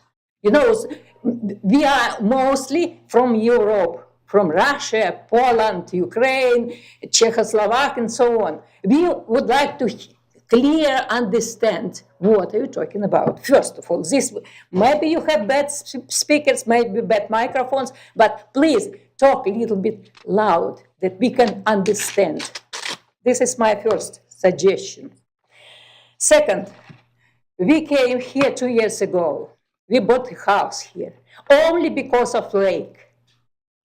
Now, for this year, taxes raised up for 1,000 more. For what we pay? Guys, we just came because of lake. And we can't use taxes raises, but we can't use our lake. This lake belongs to us, to people, not to city.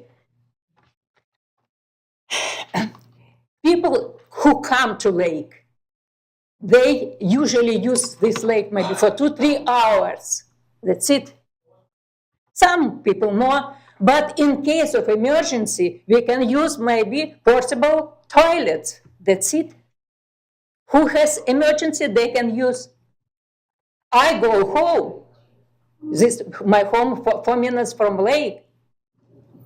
We don't need restroom generally. We can change our swimsuit at home and we can come and just, we need water the most.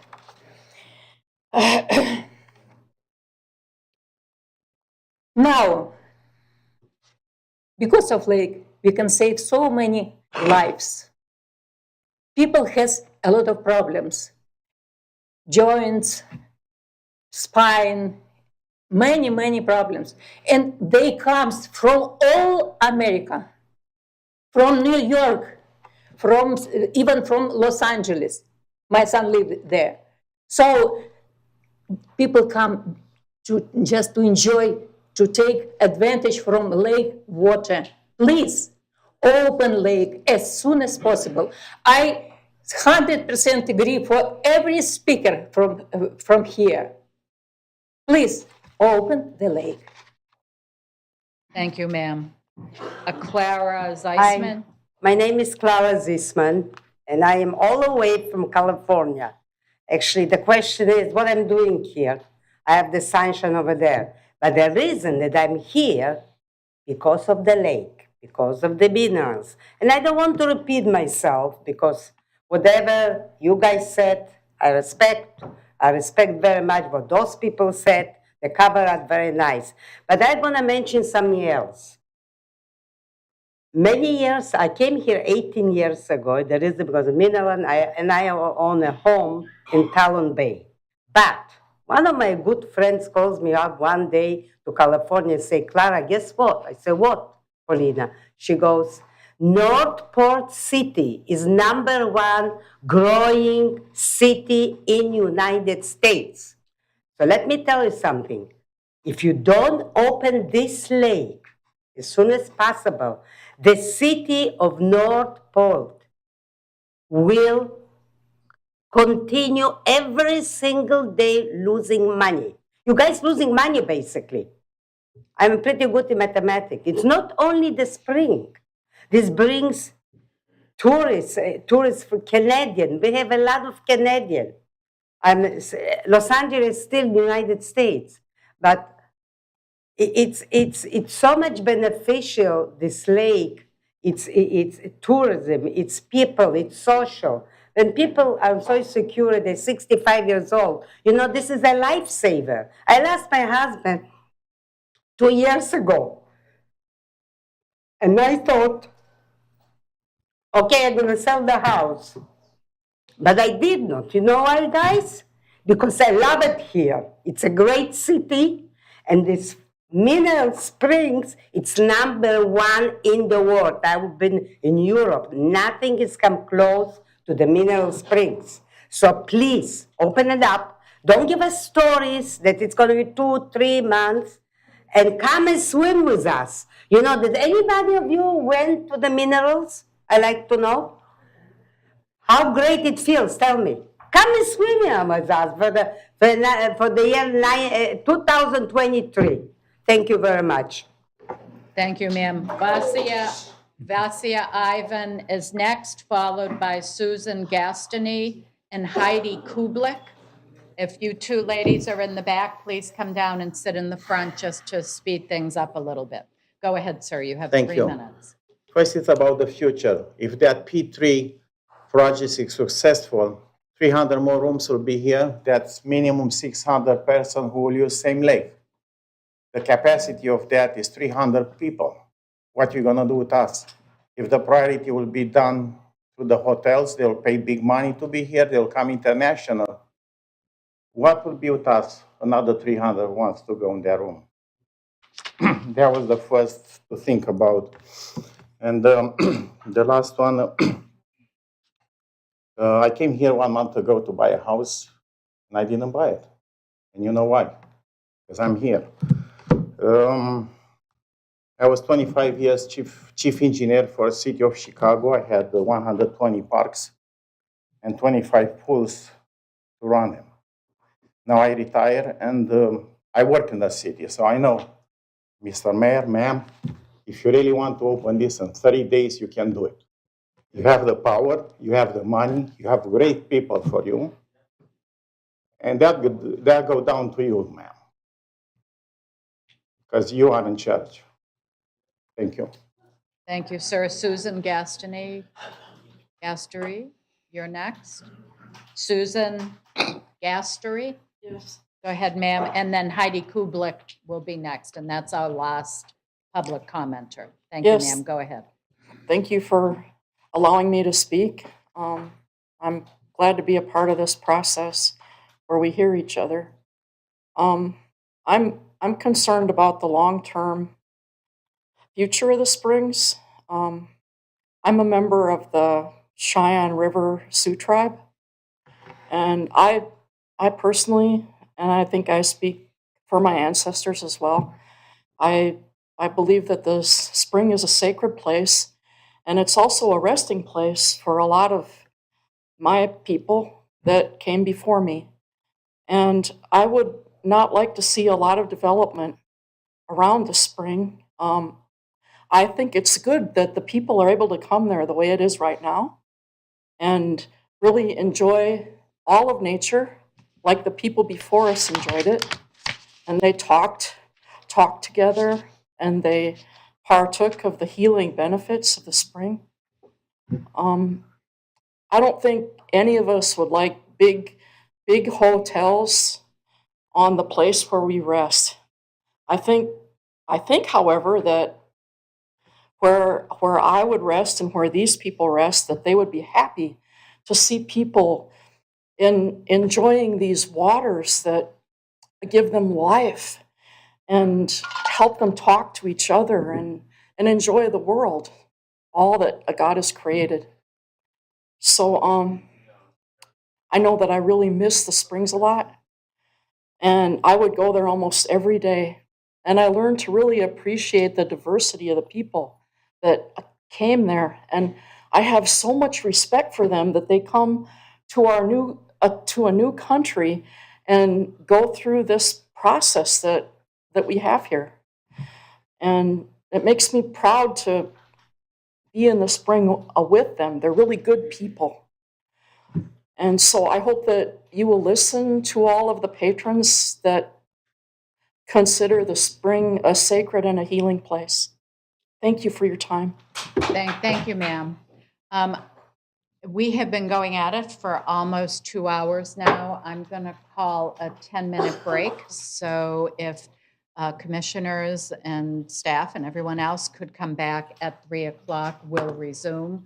Commissioner Emmerich, you'll be first in line for comments when we come back. Thank you. That's fine. Thank you.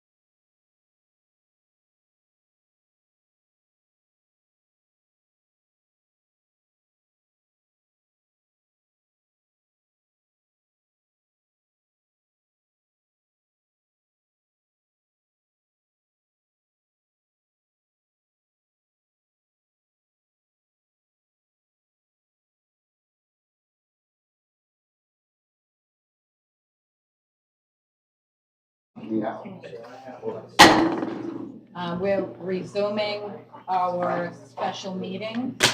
I'm going to open the floor.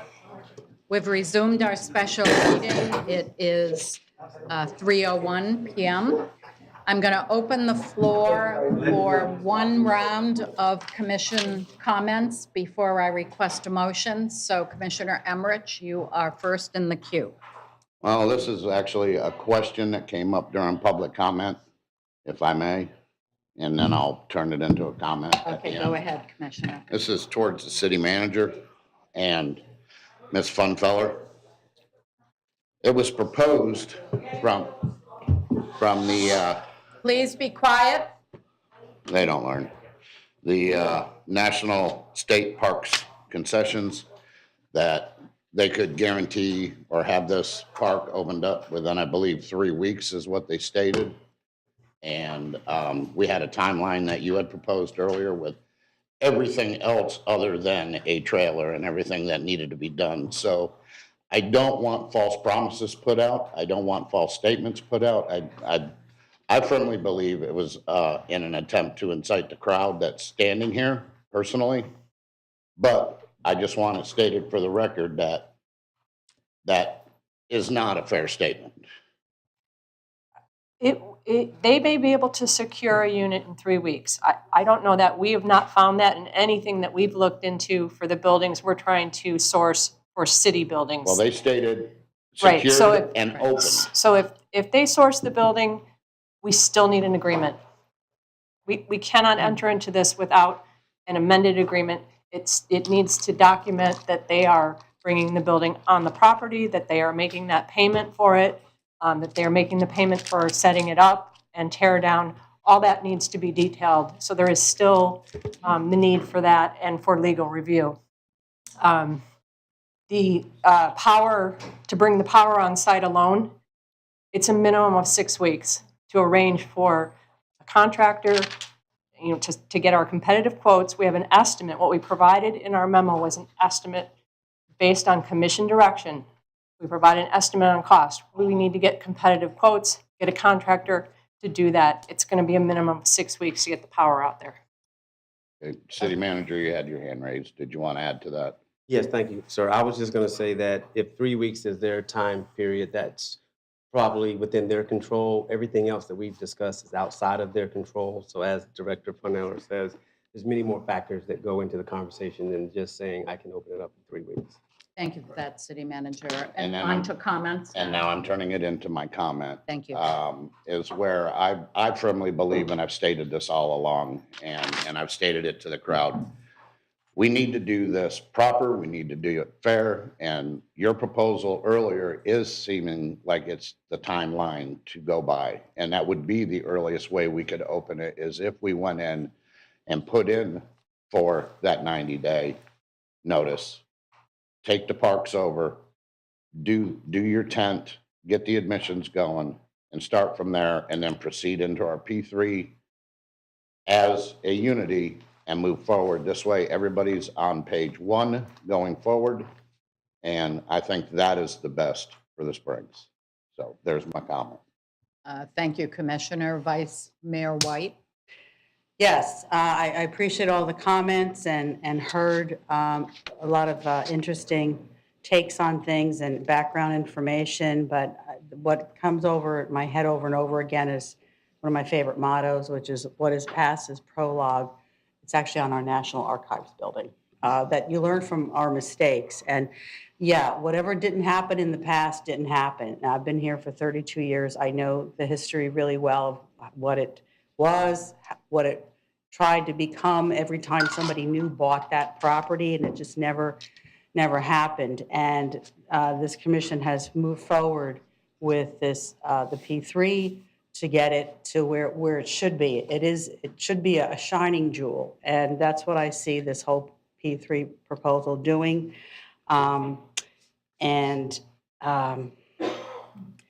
I just can't see us, and that $9 million, somebody mentioned the $9 million, again, correct me if I'm wrong, somebody, but that came all from surtax, the money that we had budgeted for this. It was accumulated over a little time. There was no taxpayer money from that, because I had heard through the years too, sitting out there, people did not want to have any of their tax money spent on War Mineral Springs. So the city waited until there was enough money and the surtax accumulated, and we thought $9 million would do it, and obviously it didn't. So I just wanted to clarify that. What we were talking about today, though, was going to expend taxpayer money to keep this going forward. But again, looking at that timeline of 60 days, you're still not looking at something that's going to open tomorrow or even a month from now. So I just wanted to bring those points up. So thank you. Thank you, Vice Mayor. Commissioner McDowell? Yes, thank you, Mayor. I want War Mineral Springs open too. I want it open for all of you. And I know that staff wants this open also. The management company definitely wants this open. He's got employees he's got to think about. But you guys are the users. You guys are the ones that took your time, and I'm very grateful for your public comments that you made today. If any subject proves that the wheels of government move slowly, this is it. Government moves slowly. And sometimes it is so blasted frustrating for me sitting up here, because it shouldn't be this difficult. The building was damaged. Let me back up. Hurricane Ian shut the springs down. Hurricane Ian damaged the building that they use for issuing the admission. Hurricane Ian damaged those restrooms. Hurricane Ian did this, not us. We are doing everything we can to get this reopened in a timely manner. But we have to have a building to be able to use for operations, for admissions, and we have to have staff be able to be in a safe environment. We have to have a restroom. Despite what anybody says, we are required to have a restroom with running water available. It is sanitation. It is a safety factor. You have to have running water in case somebody gets hurt. You got to have running water for a wide variety of reasons. The bathroom is sanitation.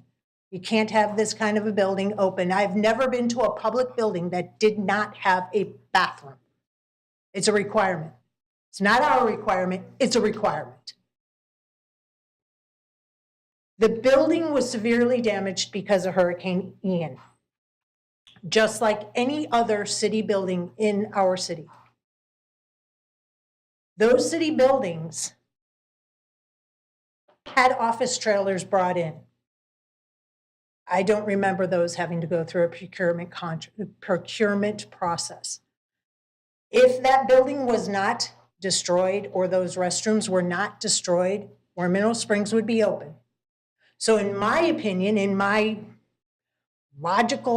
illogical thinking process, if Ian destroyed it, procurement is really not necessary, because there is an emergency, just like the utilities building and the public works buildings and all the other buildings that brought in trailers without going through that process. I would strongly encourage the city attorney, because we know I'm not an attorney, and the city manager to look at that again through a different lens to see if that really and truly has to go through procurement the way that they're saying, which adds 3 months. 2 months, 3 months, doesn't matter at that point. If they can bring buildings in for offices in the city, this to me is no different. 4 months is too long to reopen from today. 4 months from today. In my opinion, War Mineral Springs should have been a priority, just like all the other buildings, just like the pool, just like all the other parks. And I'm sorry, I like the idea of the P3. I want to see what the P3 has. And for us to have a discussion about the P3. But in the back of my mind, it appears this P3 is obstructing, not helping get Warm Mineral Springs reopened. I don't know where we're going to go with this motion. I don't know what we're going to do next, but Mayor, those are my comments, and thank you. Thank you, Commissioner. Commissioner Stokes? I'll keep my comments brief. This is about getting the springs reopened, not about P3 in my mind. And I'll support anything city management can do to get this springs open as quickly as possible, whether it's working with management company or whether it's expediting it on our own. I believe there are some details that do not enable us to get this opened in 3 weeks, as the concessionaire says. However, as quickly as city management can do it,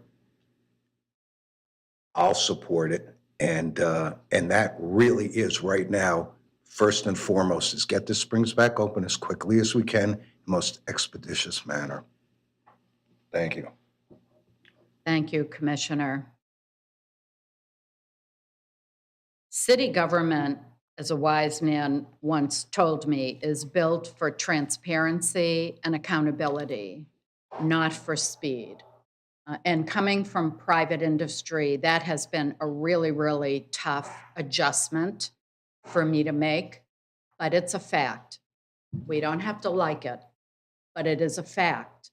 And we here in the city are also governed by Florida state statutes, and we cannot violate them. So when they say we need a restroom, or when they say we need to go through this process in this situation, we are required to do so. That's just a fact. And this is a really, really tough one for me. And one of the most difficult tasks of a commissioner is to balance the interests and the needs and the wants of the residents of this city and to do things in balance.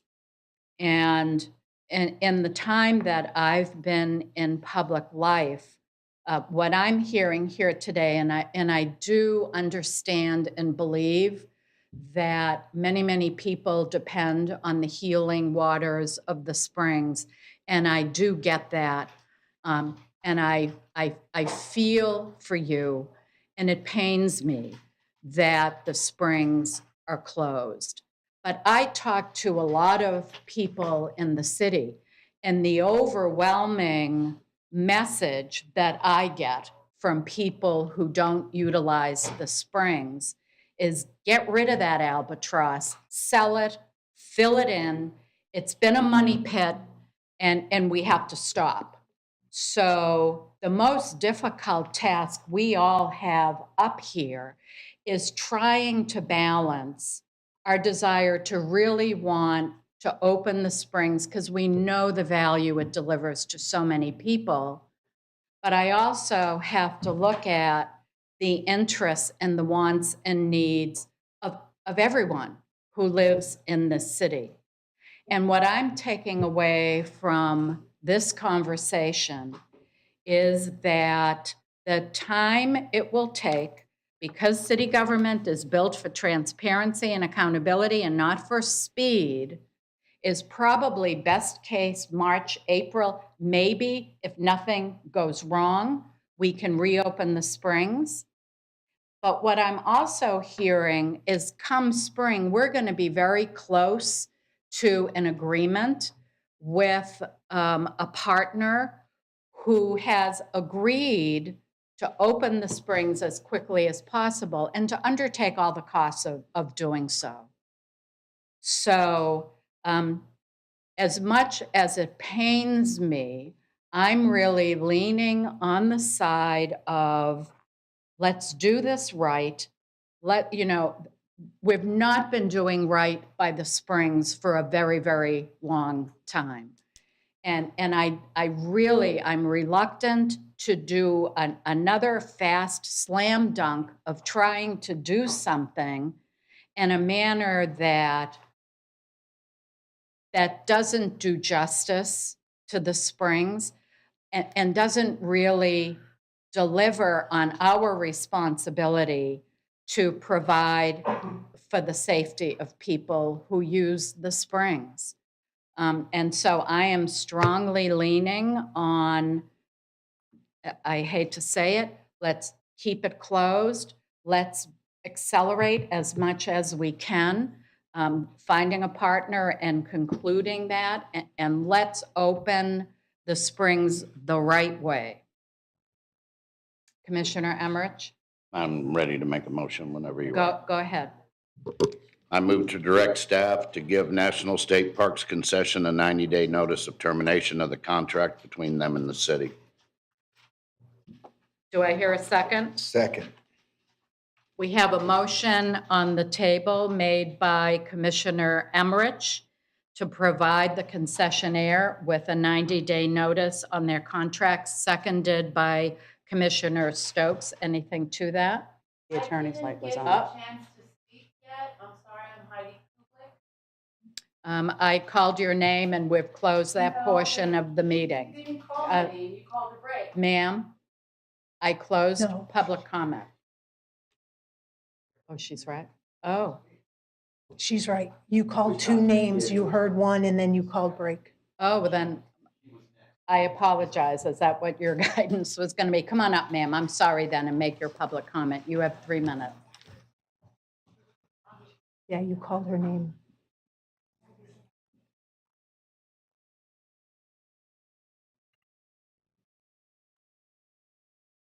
Hi, my name is Heidi Kublik. I've been coming to the Springs since 2002. And I'm one of the Americans. I'm one of the many Americans. It's not just Ukrainians and Russians. I've traveled to 76 different countries. This is the best water. There's a thing called fear of loss. And if you could please look at me, fear of loss means before you let it be closed and wait for this developer to do something, why not let it be open in the meantime? Let everyone who uses it, utilizes it, still benefit, even throughout the construction, if that's what it's going to be. But what we don't understand as a community, and I'm sorry I put my P.O. box, but I have a house right behind the lake as well, is why does it need to be closed? Why must you give them a 90-day notice? That's not fair. It's not right. Even if a bid or a second or a third or a fourth bid is going to come in with the next 45 days, which is legally allowed, why should the public be out? Are they paying you off? I mean, like, why? We want to know why. And secondly, I want to know, have you all been in the water? Have you been there? Do you understand our reasoning? We look at you guys as a bureaucratic up there, and they've never even been in the water. They don't even know. Do you understand what we're fighting for? We're fighting for pain relief, relieving our rashes or whatever it may be. This is something that should not just be pushed under by a mega corporation who wants to pay you guys $300,000 per year for 99 years. I understand. I know the history. So are those deep pockets making this vote what it is? I ask, please, let God pierce your hearts and souls and let you just make the vote for the public of the city of Northport, for the people, to open the springs in the meantime, because that Calusa tribe of Indian spirits, they're the ones, whether or not anyone ever makes a building here or not. I've been coming for 20 years. So in the meantime, let the concession people have their say. Have it be opened. Get a mobile home, for the ticket takers, and the mobile porta potties, like you said, that it doesn't take any other city to have approval for that. And stop being paid off by someone who's just trying to have their own interests. The lake, this should be in the governor's hands, obviously, is a national, if not worldwide treasure. Your time is up, and thank you for your patience with the process. I see City Attorney Yes, ma'am. With respect to the motion, I was wondering if the motion maker and seconder may be amenable. Just to clarify the record, I think that the intent shows, but to reference the title of the agreement, which is the Warm Mineral Springs Site Management Agreement. Commissioner Emmerich, would you be willing to restate your Yeah. motion with Want me to that pull my second? clarification? Yes. I'll- please I'll formally pull my second. Oh, I thought Thank you, Vice Stokes did. do. Excuse me, Stokes, yes. Oh, I'm sorry. Were you willing to pull your second? Yes. Great, Warm thank Meadow you. Springs what? Site Warm Meadow management. Site Management Agreement. Agreement.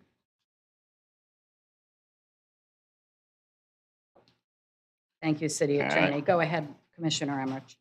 I move to direct staff to give National State Parks Commission or concessions a 90-day notice of termination of the contract of the Warm Mineral Springs Site Management Agreement between them and the city. Second. We have a motion on the floor made by Commissioner Emmerich and seconded by Commissioner Stokes to instruct staff to provide a 90-day notice to the National State Parks concession to cancel the Warm Mineral Springs Site Management Agreement. Anything to that, gentlemen? No, ma'am. Then let's vote.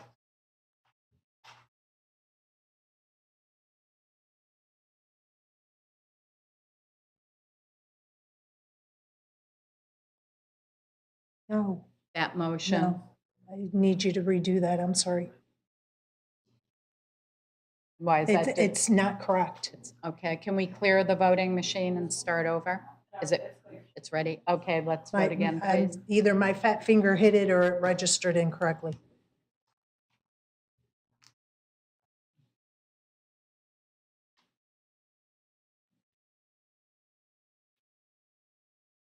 That motion passes 4-1. Commissioner McDowell, you voted against. Do you care to comment? I do, because I don't know what happens after that point. And we have a company that has proven themselves to be able to run the springs. Staff has not run the springs. To have staff fill in the gaps between the time the springs get reopened, which is still a big question, and the P3 coming in, there's too many holes and there's too many gaps, and I can't agree with terminating a contract with somebody who is still able to work the springs. Okay, Is thank there you. anything the city manager needed on this subject? Do you need any more direction, city manager?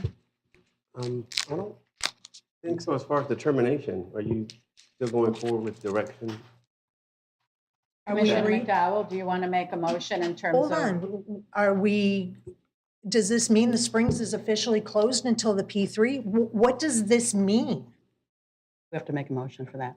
Yeah, we would need if we want to instruct staff to run the springs from as soon as possible until we bring on a P3 partner, I would need a motion for that.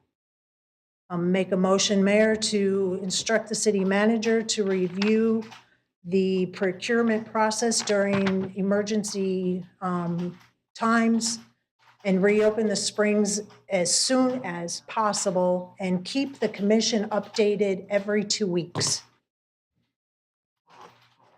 We have a motion on the floor made by Commissioner McDowell to instruct staff to review the procurement process under emergency regulations and update the commission on the status of that. Do I hear a And to second? reopen the springs as soon as possible.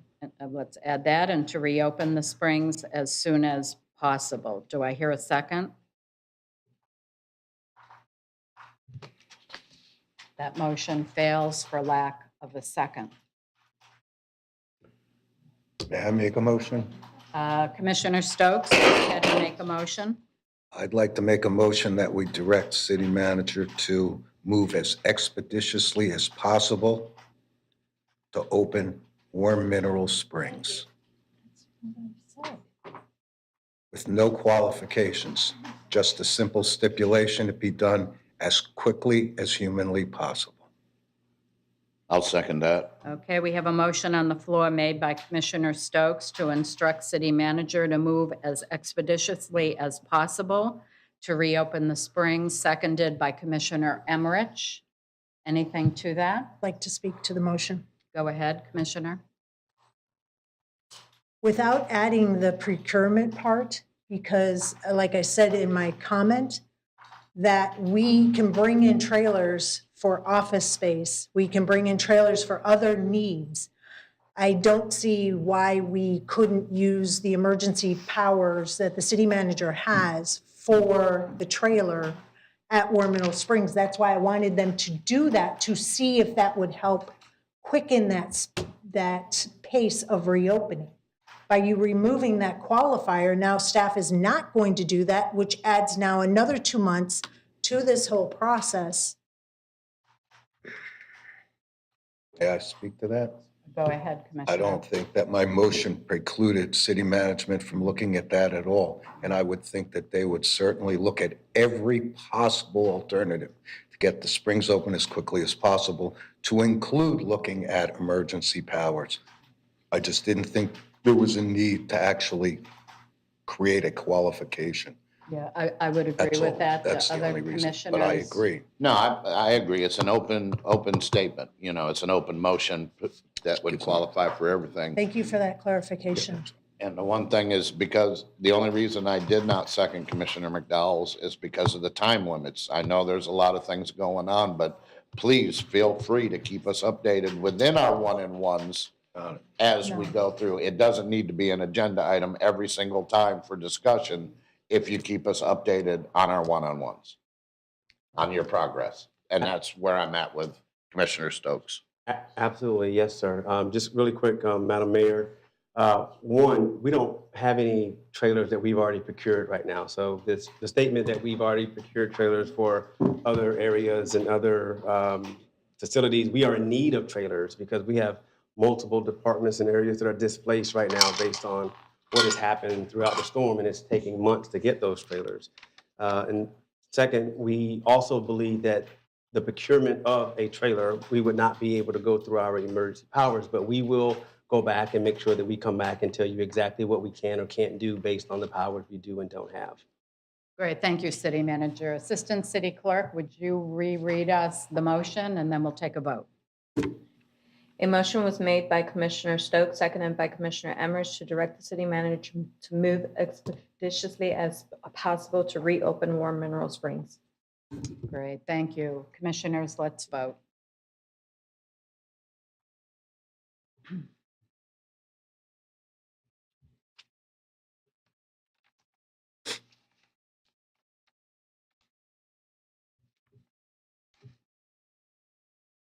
And that motion passes 5-0. Mayor, I'd like to make a motion. Go ahead, Commissioner. Mayor, this motion is based on past practice when we've had contentious issues to help inform the public and the citizens and to keep us all abreast in a timely manner. I'd like to make a motion to instruct the city manager to send a memo to the commission every 3 weeks, starting 3 weeks from today, on the status of the reopening with details. We have a motion on the floor made by Commissioner McDowell to instruct the city manager to send a memo to commissioners every 3 weeks with details regarding progress being made on reopening the springs. Do I hear a second? That motion fails for lack of a second. May I make a motion that may? City Hey, manager Commissioner. and then Commissioner Stokes, I'll come back to you. City Commissioner, before you manager? make your comment, we will update you more frequently than every 3 weeks, and we'll also update the website that will have the information for the public to view as well as to the status of the spring. But see, I'm not looking for an. You don't, Commissioner, you do not have the floor. Commissioner Stokes, go ahead. I was going to make a motion that sort of encompassed Commissioner McDowell's concern that city manager report in a timely fashion, if you want to say, in a timely fashion to everyone, not just the city commission, but the public through our communications department, let's say in a timely basis, because 3 weeks and a day, we may know more than we know at 3 weeks. It is certainly very obvious to this commission and to city management that the people of our community want Mineral Springs opened ASAP. And I think it would be incumbent on city management to advise everyone of their progress in a timely fashion. Do you want to make a motion to that? I make a motion that city management report to the community as well as the commission in a timely fashion on the progress to open Mineral Springs. Thank you. Oh, terrific. We have a motion on the floor made by Commissioner Stokes to instruct city manager to report both to the commission and the community on a regular basis regarding the status of reopening the Springs. Anything to that? Okay, let's vote.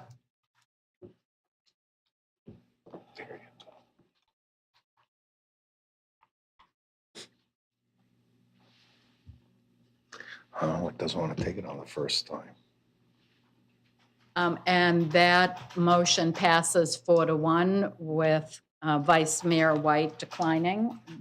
You want to speak to that? Vice Yeah, Mayor? I just didn't see that it necessary. City manager already said he would be talking to us and posting it out there, and we have our one-on-ones on a weekly basis.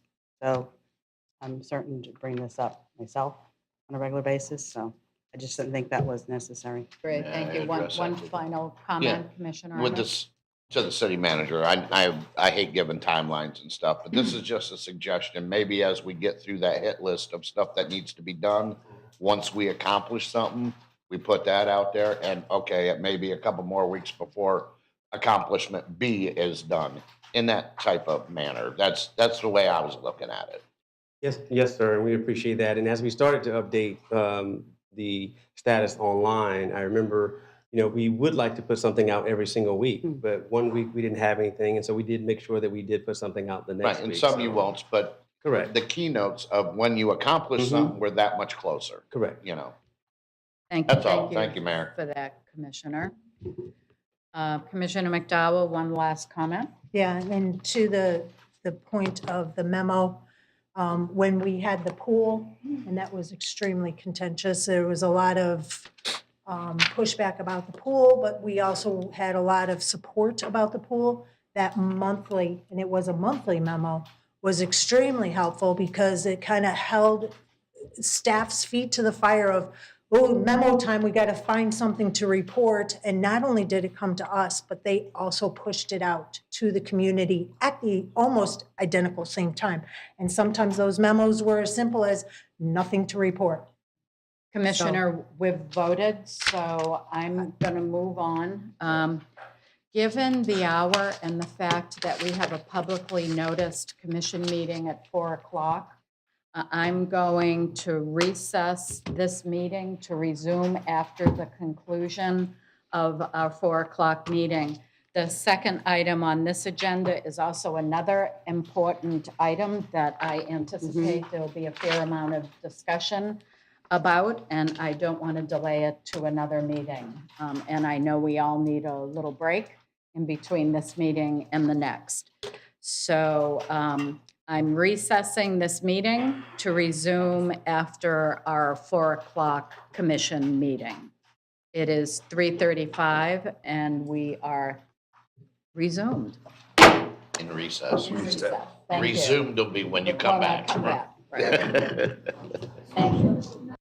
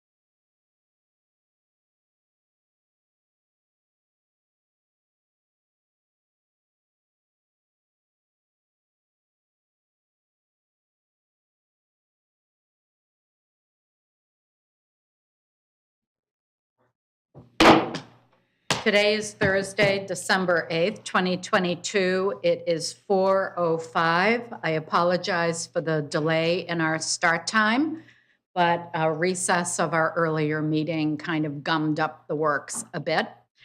So we are here in City Chambers, and I call the City Commission regular meeting to order. Commissioners present are Commissioner McDowell, Commissioner Stokes, myself, Mayor Langdon, Vice Mayor White, and Commissioner Emmerich. There is a quorum for this meeting. Also present are City Manager Fletcher, City Attorney Slayton, Assistant City Clerk Gianelli, Recording Secretary Powell. In the back, I see Commander Fussell, I think, representing our police. Captain. No, he told me commander just the other day.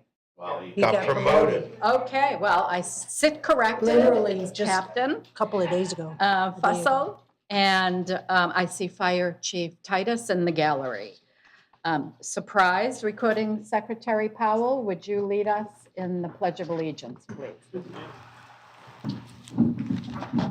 I pledge allegiance To the flag of the United States of America and to the republic for which it stands, one nation, under God, indivisible, with liberty and justice for all.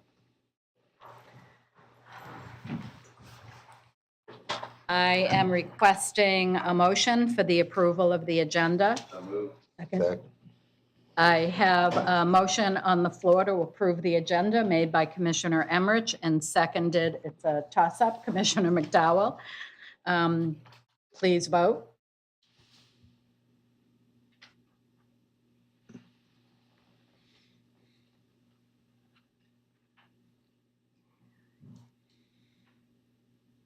And that motion passes unanimously. Assistant City Clerk, is there any online public comment? We do not. I do not see any in the room, so we'll move on to the welcoming of new employees, 22-3800. City Manager, this is your item. Thank you, Madam Mayor. HR Director Christine McDade is on her way to deliver our news of our new people. Thank you, Mayor. Hello, everyone. For the record, Christine McDade, Human Resources Director. It's my pleasure to stand before you today to welcome some of our newest team members. When I call your name, if you'll please stand. From the Fire Rescue Department, we have Rod Nelson, Tradesworker Journeyman. Welcome. From Neighborhood Development, we have David Brown, Zoning Plans Reviewer. I'm sure David's very busy these days. Response here. Parks and Rec, we have David Rafter, who's a staff assistant part-time. David, welcome. Rachel Payne, staff assistant too, also in Parks and Rec. From the Police Department, we have Cody Gardner, police officer. Welcome, Cody. And finally, we have from Public Works, David Nodar, shop assistant. David's here. So on behalf of the city, it's my pleasure to wish you the best, and as well, happy holidays to you and your families. Thank you. Terrific, terrific. Welcome. Moving on to proclamations and recognition, I'm inviting my commissioners to join me in front of the dais.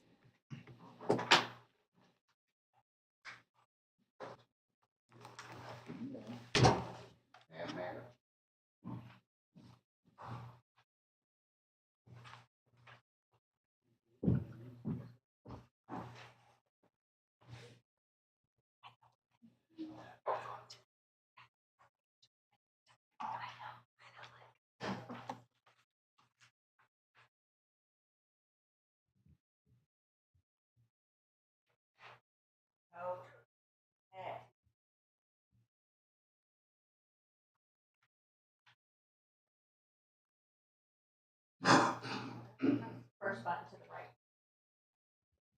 There we go. Okay. All right, this is a certificate of appreciation for Cynthia Shelton.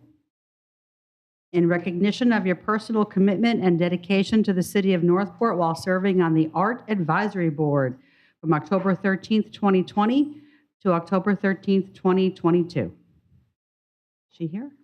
No.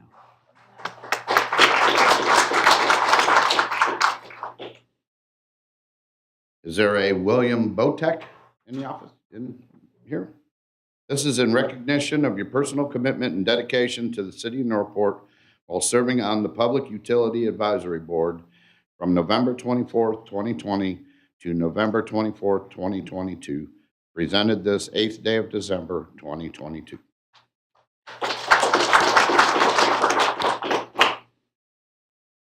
All right, is Gustavo Polazao here? I'm sorry, I butchered your name.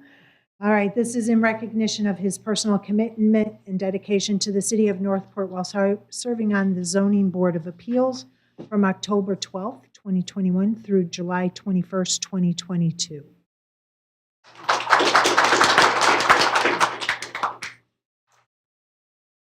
We really depend on our volunteers for those advisory boards, so I'm really happy that we give recognition for their contribution.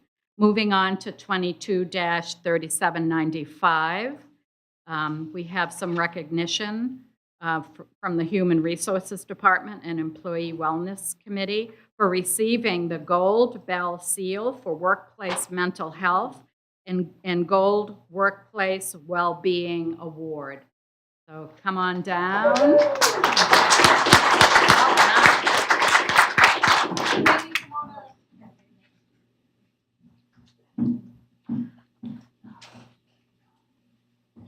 I'll say a little something, I guess.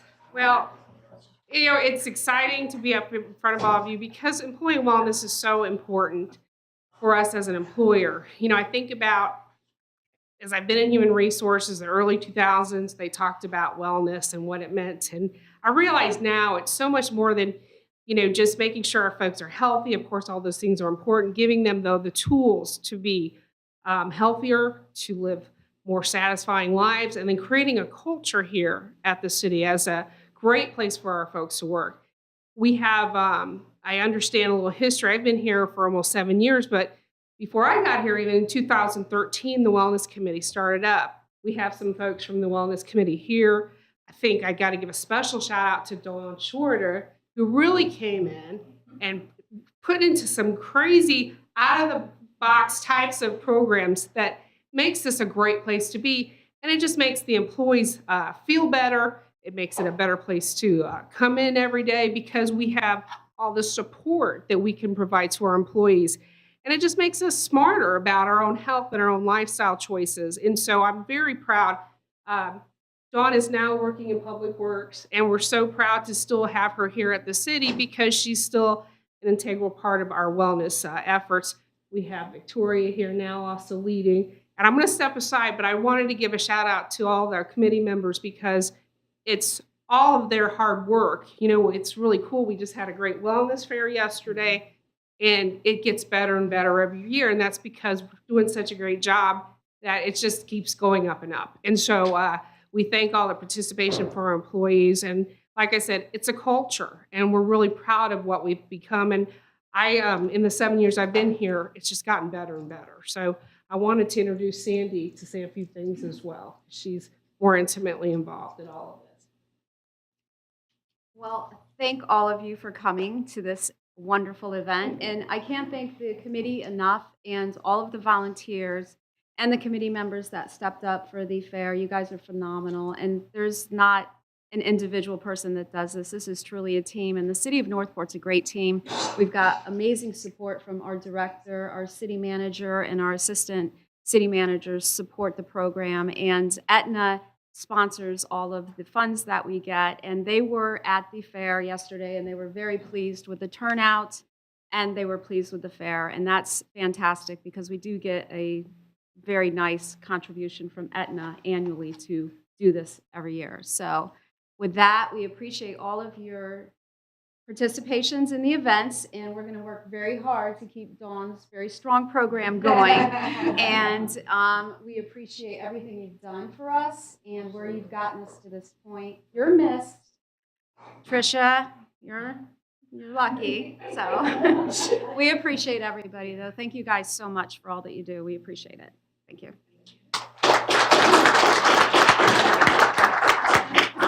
And I just want to add a word. I have a very good friend who used to work at a building department in a town in Massachusetts that will remain unnamed.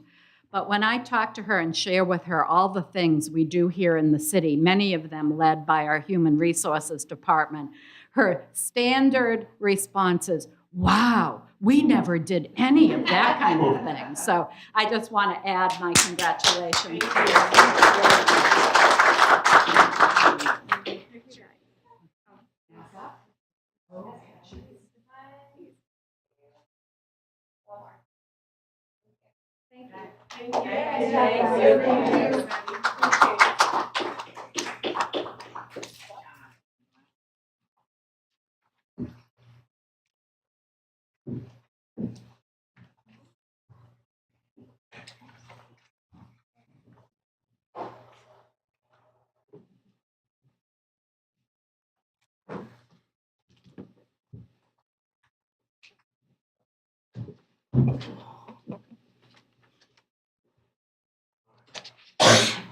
Okay, it is time for public comment. Assistant City Clerk, do we have any online public comment? We do not. I do not see any in-house. So since our business is concluded, I will adjourn this meeting. It is 4:17 PM.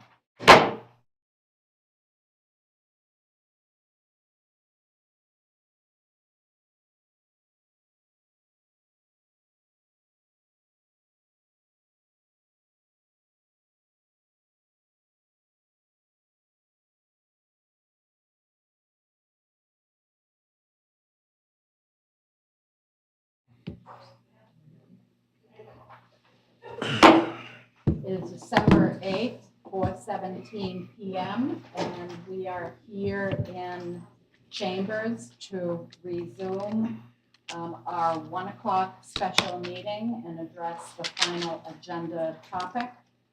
Everyone is here who was here earlier. There is a quorum for this meeting. So on to item number 22-3799, a discussion and possible direction regarding water and wastewater-based facilities charges and water meter abandonment relative to customers impacted by Hurricane Ian. City Manager, this is your item. Thank you, Madam Mayor. We do have a presentation for this item, so I will turn it over to Utilities Director, Ms. Nancy Gallinaro. Or she will be assisted by Assistant Utilities Director, Ms. Jennifer DeRosio. How about that?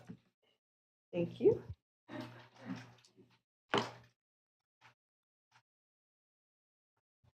Okay, good afternoon, Commissioners. Jennifer DeRocher, Assistant Utilities Director.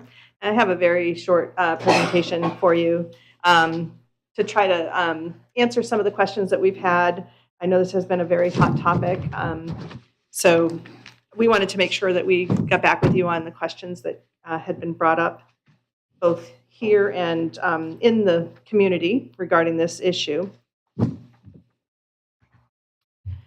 So discontinuance of service. The current code does require that capacity fee and line extension fees and meter installation fees are paid if a meter is removed as the customer forfeits that capacity that was previously paid for.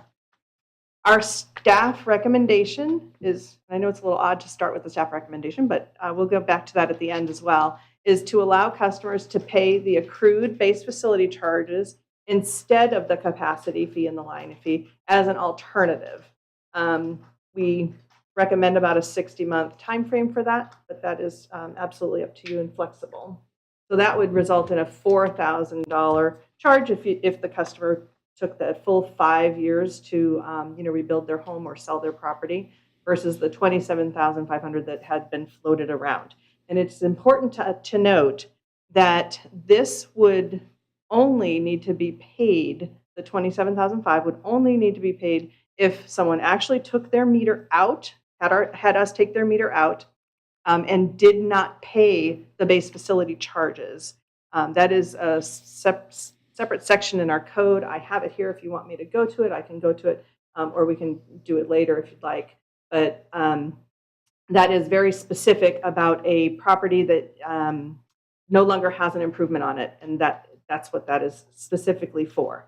There's a couple of different terms that are defined differently in the code, and I'm going to go into some of those as well. The line extension fees, as is written in the code, is applicable to any new properties along general development utility, extended, or city extended services.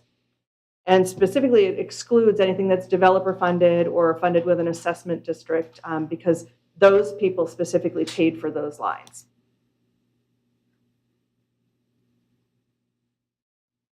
I'm not going to read the rest of it for you. You've seen the presentation, but just to kind of give you a little bit of background for where that line extension fee came from. The line extension fee was first established for the water side in September of 2014 at a $43.75 per linear foot. We updated and changed that from a per linear foot to an ERC basis in October of 2022, just a couple of short months ago. And we changed the fee to $7,500 for water line and $15,000 for the wastewater line. The $43.75 was roughly about $3,500, so that price was increased in the 7-8 years since we had first initiated that fee up to $7,500. And if you recall, some of you were on the dais at the time. We had a wastewater master plan done by Giffords and Webster, and that's what they recommended that we use, that we incorporate those fees for our to extend water and wastewater services to our community. So our base facility charges are defined in the code, the availability of service or readiness to serve charge. Think of it this way. If you had $1,000 is your expenses for the year and you had $100 customers to pay for that $1,000 a year. If you reduced your customer base, so it would be $10, for each of those customers. So if you reduced your customer base down to 90, say, 10 people don't have their homes anymore and you reduced it to 90, then your base facility charge would go up for all the rest of the people that are remaining to $11. So if you don't recover that cost from those users, you have to pay for it somehow. And the base facility charge covers costs that you don't have any control over. It's your debt. It's your compliance with regulatory issues. It's a certain level of staffing. It's your insurance. There are a lot of costs that we just don't have any control over, and we have to recover that cost to pay for those expenses. And as you can see over here on the right, we're pretty much kind of in line with some of our other neighboring communities. I have a bigger chart if you can't see it, but that's basically, we're kind of in the middle there. We don't charge way more. We're very, very online with the neighbors. So Assistant City Manager Yarborough had spoken about bond covenants. We do have bond covenants. We are required to kind of stay in line with those. And Section 5.09 says we cannot give free service. And that's part of the reason why we have these codes in place, is to make sure that we stay in compliance with these bond covenants. So there was some discussion about discontinuance versus disconnection. We have many residents who have their water meters shut off every year because they go back up home, and that is known as a discontinuance of service. I'm sorry, here I am messing it up myself. A disconnection of service. Mm-hmm. It is a seasonal event. We charge $40 for both the turn off and the turn on. So it's one charge, $40, and we charge it when they turn it back on. This protects the home from having any leaks, or if their backflow is hit or anything like that. No water will go through the meter. They will not be charged for any of that. So it's kind of like a very cheap insurance policy for you. The discontinuance is the code that is kind of the one that was in question about no meter.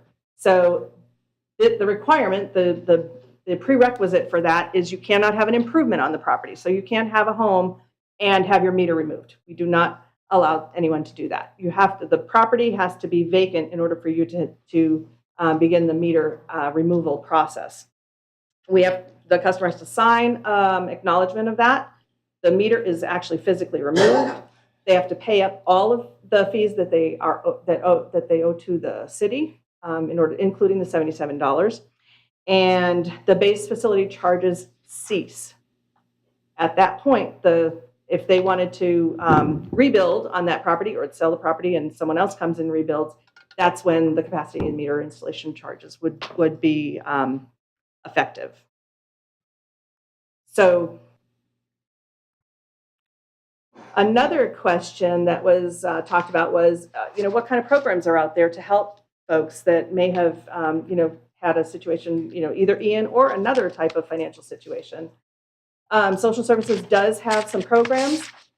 Once within 12 months, due to an unavoidable crisis, they can help with fees, especially utilities is one of the, water and sewer and FPL are the types of charges that they can help them with. We used to have a H2O program, which was actually very popular in when the downturn of the economy occurred in the late 2000s. We had a lot of people donating to that program, and we had a lot of people using the program, and it was all funneled through Social Services, so they vetted all the people and all that, and it really helped a lot of folks. But it just really hasn't been a popular item lately. So we could get back into advertising that if that is the will of the board. Also, for Sarasota County, they have the Salvation Army, and they have a couple of programs, LIHEAP and the LIWAP, to help with residents. So our goal, and we speak to customers daily, is to get them in touch with the providers who can help them with their financial issues when it comes to their utility bills.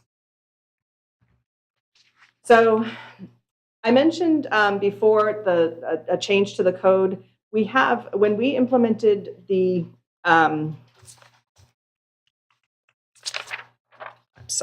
when we implemented the discontinuance of service, it's very confusing. So because it's very close to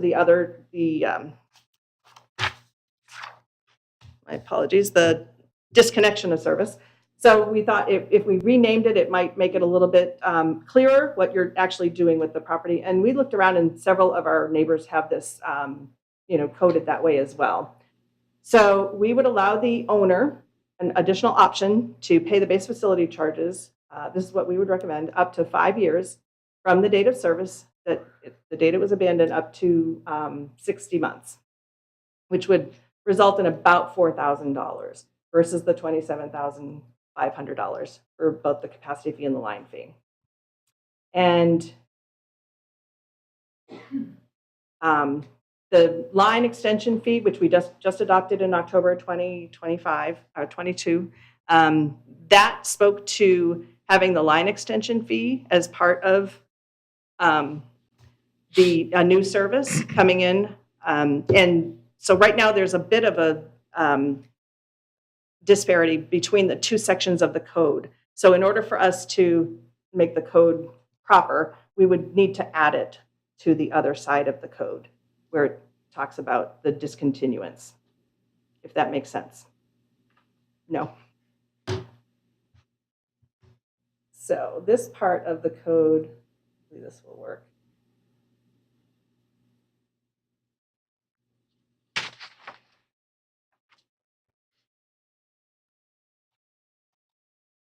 Oh, boy. I don't think it's going to let you. Do you know Philan's password? Oh no. It's Philan's. Let's see. There we go. Thank you.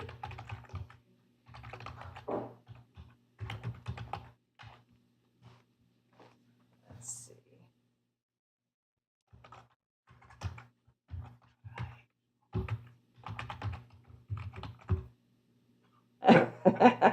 Oh no. This darn phone thing. IT. Oh yeah. I was just trying to, I have a link onto a change in the code that I wanted to, but it's under, I can go grab my phone. It's just, I don't want to, oh, here comes Mike. He's got my phone. Yeah, because it's going to make me do that identity thing. I'm so sorry.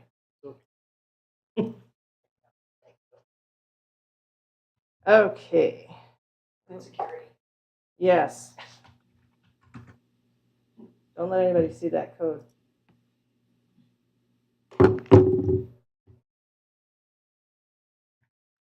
Thank you so much. Okay, so right now, the code, this discontinuance of service is where we talked about if I'm sorry. Okay, there we go. So, there we go, make it a little bigger. So right now, this is called discontinuance of service. We are going to recommend that we change that to abandonment of service. And this is the area that talks about when you do not have an improvement on the property. Okay. Further down in the code, we added the line extension fee for anything that is either on general development property or a city extended line, and we talked about adding the line extension fee. Right now, this does not have the line extension fee, so there's a discrepancy between the two sections of the code. So we would recommend that you add the line extension fee into this section so there is no longer a discrepancy between the two sections of the code. Otherwise, how do you determine how you're supposed to, treat the situation? If that makes sense. Does that make better sense? No? You still look like, let me back up here.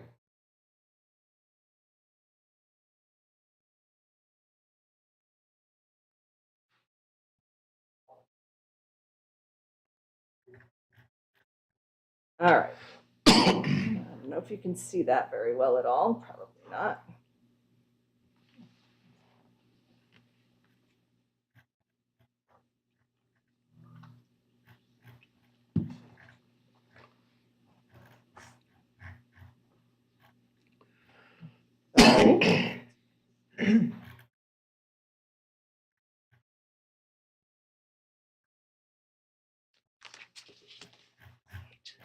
Sorry. Okay, here we go. So the city may extend water distribution mains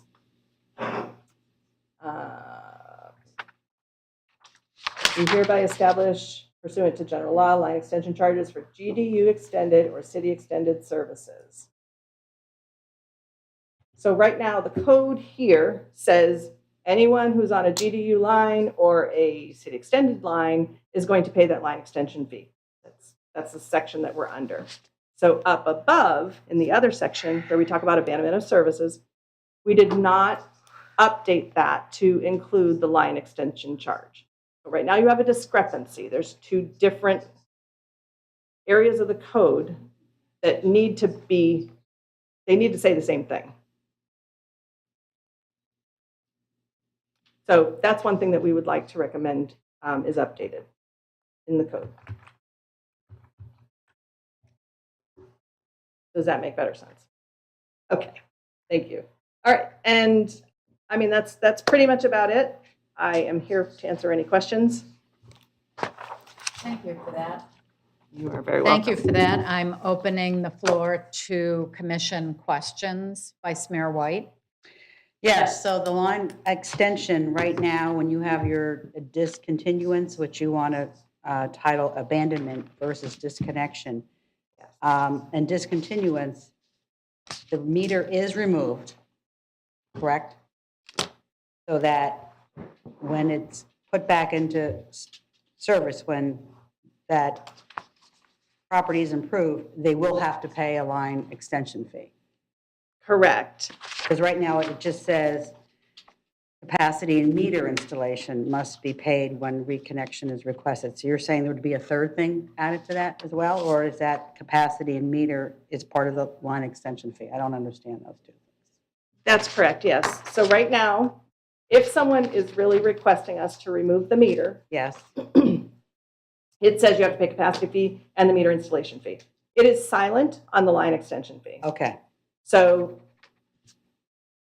I mean, if that is not something that we wanted to have those folks pay, we could alternatively exclude it from the other part of the code, but they just really need to match. Okay. They So both what, need to say the same thing. so what is the capacity fee? Is that the 15,000? No, the capacity fee is 4,100, and I'm so sorry, I don't remember, 4,123 or somewhere in that vicinity. Okay.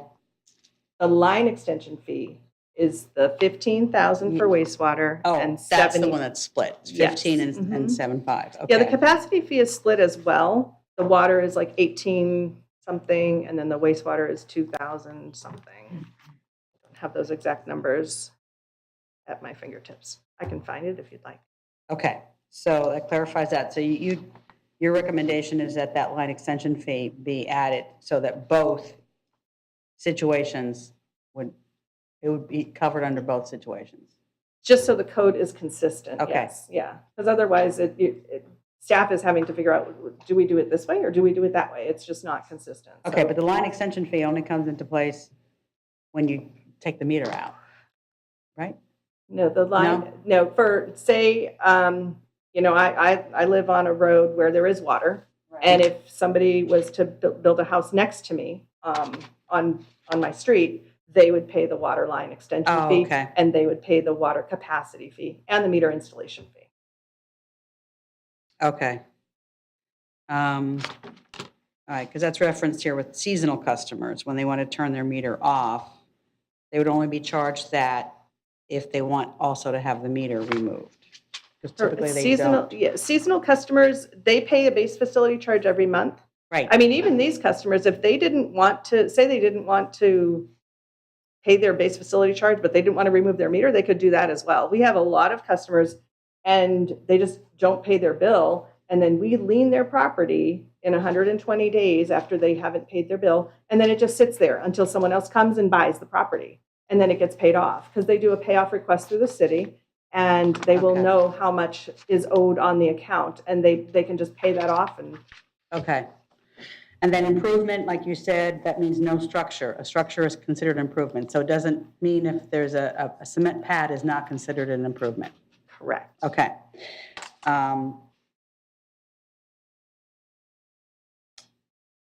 So if the house is sitting there, but they just don't live in it because they're repairing it and they don't want to live through that, that is not what you're talking about here. Correct. Yeah, Okay. they can, in that situation, they cannot remove their meter. Okay.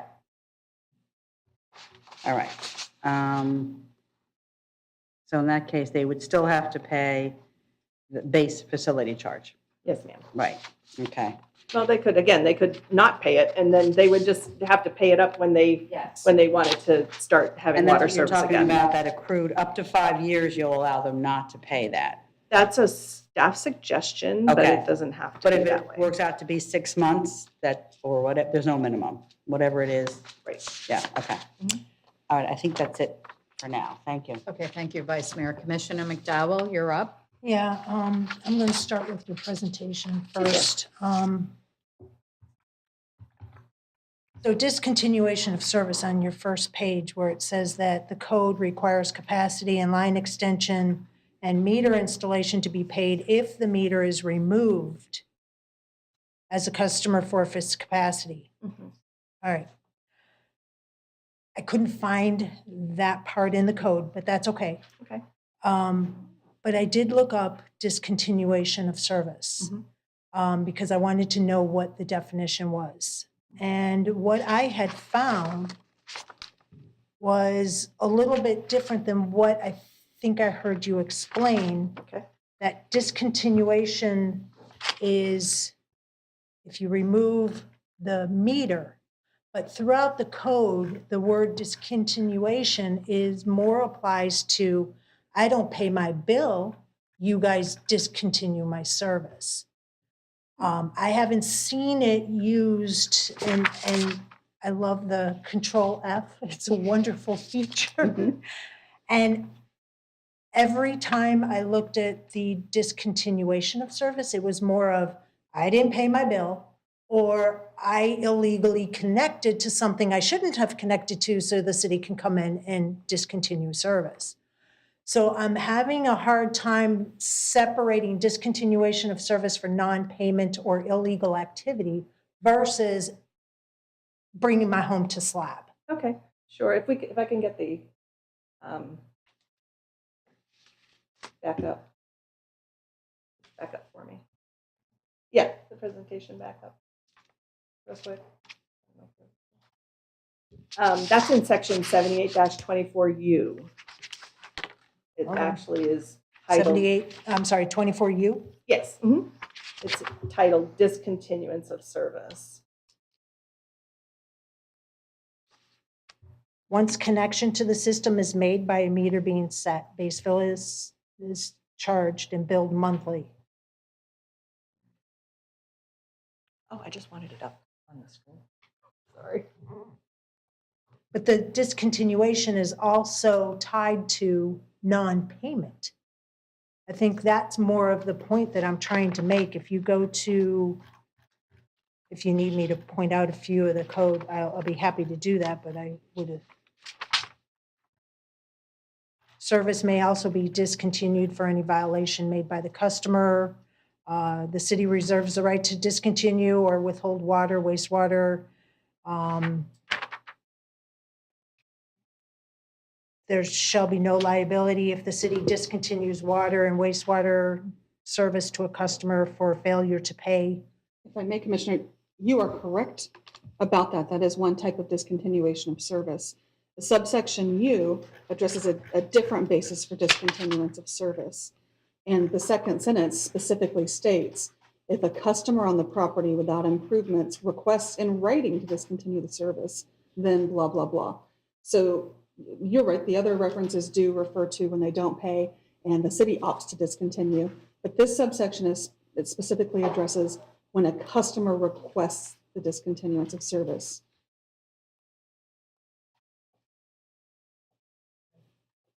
Thank you for that clarity.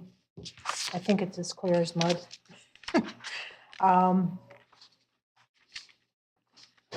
The line extension fee and capacity fees, it's for new service. I'm failing to see why the city would charge a capacity fee, which is, like you said, you have a vacant lot next to your house and they want to hook up. They have to pay capacity because there's nothing there. Right. Okay. Right. And they have to pay that capacity and line extension fee. What I am concerned about, based on what we've experienced from Hurricane Ian, is those residents that already paid the capacity fee, already paid the line extension fee, and they have to bring it to slab. The infrastructure is there. Everything is there. The lines in front of the house, everything. Why would they have to pay it again? It appears as to be double dipping. So it goes back to my initial example of the $1,000. We have to pay.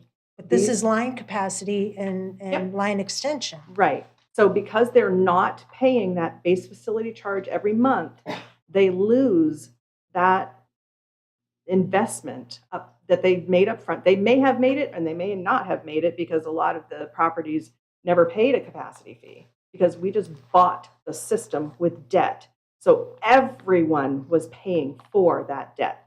All customers have been paying for that debt. And the line capacity fee and the line extension fee and the capacity fee is a way to reimburse those folks that have already paid for that as a whole and make it specific so that it's, I'm getting this benefit, so I am going to pay my fair share. So it's an either or. If they pay the base facility fee, yes, ma'am. They don't have to pay the line extension fee or capacity fee. 100% correct. Okay, but what if they remove the meter? Can't they just pay to remove the meter and reset the meter? I'm not sure I understand your question. If they go to remove the meter under this section of the code, under U, discontinue the service in order to not pay that base facility charge anymore, then they are wiped clean. They start over back at ground zero. If they just remove the meter because, oh, I'm going to have a new mobile home put in, I don't want the meter to be broken, I don't want the backflow to be broken, that kind of thing. Yeah, no, we do that all day long. We no problem. You can have us take the meter out so it's protected. You still pay your base facility charge, and when you're ready to have us reconnect your system, no problem. We don't. That's not something we would charge anyone for. Okay, so thank you for that. Let's say 2022, December, I ask you to pull the meter out because I am going to be putting in a mobile home, a new one. I got to bring a new one in, don't want to damage a meter. Right. How much time frame between the time? It doesn't, we don't, there is, as long as they continue to pay their base facility charges, that has no, we would not be charging them for a new service. It's only when they remove the meter and they do not want to pay that base facility charge anymore. That's when this part of the code comes into play. All right. I'll probably need a second round while I digest everything that you just really explained. Thank you very much. You're very welcome. I have no other commissioners desiring to ask questions. So can you process quickly, and I'll give you a few more minutes. Me? Process quickly? You gotta be kidding. Everybody knows that doesn't happen very fast with me. Curious, I know we are not the only city that has to have this conversation with their electeds. I'm sure that we're not the only city that has been affected by Hurricane Ian that has had to have this conversation. How are other cities addressing this? What are they doing? What wheels have they invented that we don't need to reinvent? Some are doing like exactly what we've done. Charlotte County, Punta Gorda. In fact, Punta Gorda said, I really love your language. I'm going to plagiarize some of that. So, but Bonito Springs Utilities, which is a bit of a different animal because they are not. Even with glasses, that's really. They are not they're not a government agency. It's a little bit different. Their executive director can waive what I said we were going to waive for, kind of, or delay for 60 months. They can actually waive those base facility charges for 12 months. But like I said, they're not a government agency. They, may not have the same bond covenants that we do and that kind of thing. Charlotte County, Punta Gorda, they're the same as us. City of Sarasota, yes, but can also be waived by the city manager. Manatee County, no, you can't waive anything. For 18 months, I'm sorry. What are we waiving? I'm sorry, I can't see the top line. Base facility thank charges. Thank you. And then Sarasota County, no, but the difference in fees are collected at the time. All right, so there is a provision in our code that allows our utilities director, under extenuating circumstances, to be able to do waivers. Has that been something you have considered? Has that been something you've looked at? And hopefully, if it has, that it will be applied equally and across the board under the same circumstances of Hurricane Ian damage. Yeah, Nancy Gallinaro, Utilities Director. To say that this was devastating for our citizens is an understatement, and it was horrible to watch when people were here and talking about their situation. I think the base facility charge and having 5 years to pay that back is good. We can, at your will, only have that in here in an emergency. If we have a fire, which I think is where it originally started, a house burned to the ground and wanted their meter removed. So that's where the language started to roll back a few years ago. We could only have the base facility charge over a course of time in a case of emergency. We can do that. And somebody can, we do get that from customers. They'll say, well, we had a leak. Then we thought, in our pool, and then we fixed it and we had to fill our pool again. Can you help us? That's too much money. And I get requests like that from our citizens and can help. And we can help here. The only thing that we have to do is our base facility charge, as Jen so eloquently outlined because other people are paying for the loss of that revenue, which they're holding on to that capacity. And we're losing our ability to meet the demands of the system. So, but the 27,000 we can take out as long as we're taking the base facility charge. It's really difficult to hear from the citizens that I have no home. I lost everything. I have no money to put a new trailer in. And in order to keep my utilities, I have to pay this, I don't know, $70. We'll call it $70 every single month. And I have nothing there to protect for fire. I have nothing there to serve. Is there, yeah, that's only a one-time thing. It's a wonderful program, but that is not for this. This kind of situation, that's not going to help them. Because I've looked into that. Is there a way that under these kind of emergency situations, we can, I'm not saying to waive, because I understand our bond covenants say we have to make sure everybody pays. Right. But is there a way to reduce it down to 25%? And they pay, $10 a month just to be able to keep that meter there, not have to pay to have the meter removed and the, and just say for like 2 years or a year. And that's something the commission would have to decide. I think I would defer to legal, but I think that it would take you to free water or an unbalanced system of some paying less than others. So I don't feel like I could answer that question as of whether I could reduce it. And I just threw out the $10 because that's where I'm going, but If I know may, it's- Jason Yarborough, Assistant City Manager, I think the intent is to stop the financial pain. Yeah. What I think staff is trying to recommend is we can still reserve the capacity for that pre-existing home that has been demolished or incapacitated due to an emergency situation, fire, hurricane.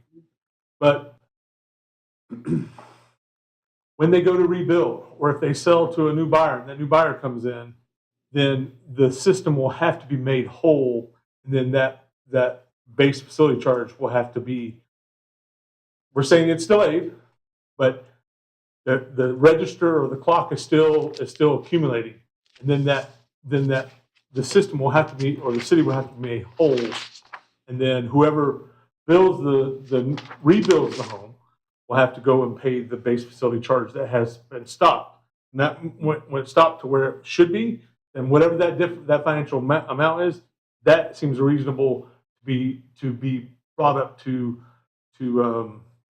current. And I appreciate, it sounds like you can put the hold on the base facility Yes. charge for up to 5 years. And as a citizen that just lost my home and everything, and I hear, oh, you don't have to pay this.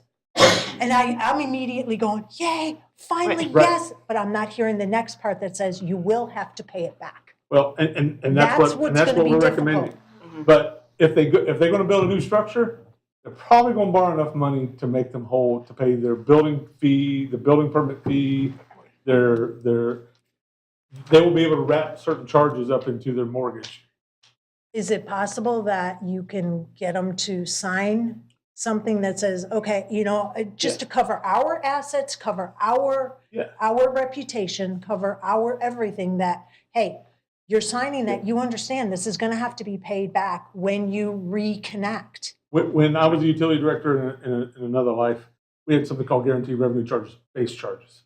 And we'd made people sign that even if they weren't able to pay, then the clock would still, or the accumulation would continue on. Things happen. We were in the Great Recession, and when people came in to restore service, then the financial coffers were made whole. But they were able to stop that pain point from having to continue to pay. And the other thing is we want to make sure to try to record things with the lot so that whoever the new buyer might be, because they may not, the original owner may not be the one that builds, maybe a new person, we don't want them caught unaware that this financial obligation is sitting out there, and they will, before they can build, they're going to have to make the system whole. Commissioner McDowell, I'm going to hold you there because you've had more than 15 minutes. Do you need a second round? I see another person's up, but yeah, that'd be fine. Because when I yielded the floor, there was nobody else, so I didn't see Right. another light came on. Go ahead. Okay, thank you for that, Vice Mayor. I was just ready to start making motions, so whenever you're ready. She's ready to let it fly. Commissioner Emmerich? Yeah, I had a question. Isn't this being brought up on December 13th for discussion in the ordinances to change and fix this? No, no, sir. No, I thought that's what we talked about in my agenda briefing.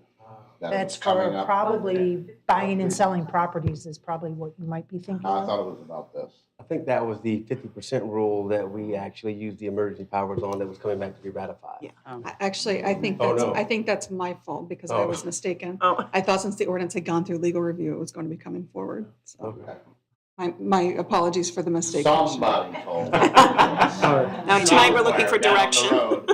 But I had thought that we were gonna be having another deeper discussion on that, which we will have in the future on this. So it doesn't have to all be settled today, is what I was getting at. That's all. So the bottom line, that's the intent. The intent is to create a mechanism that will delay but the bill will eventually have to be made whole. But it may not be by the original owner. But it will stop that financial cash flow from going out until whoever decides to build can now make the city whole, and then they can proceed on with the construction. They won't have to pay the $27,000. That's already, in a way, kind of already been addressed. But they will have to make the base facility charge back. Whoever moves Ask forward. a follow-up question?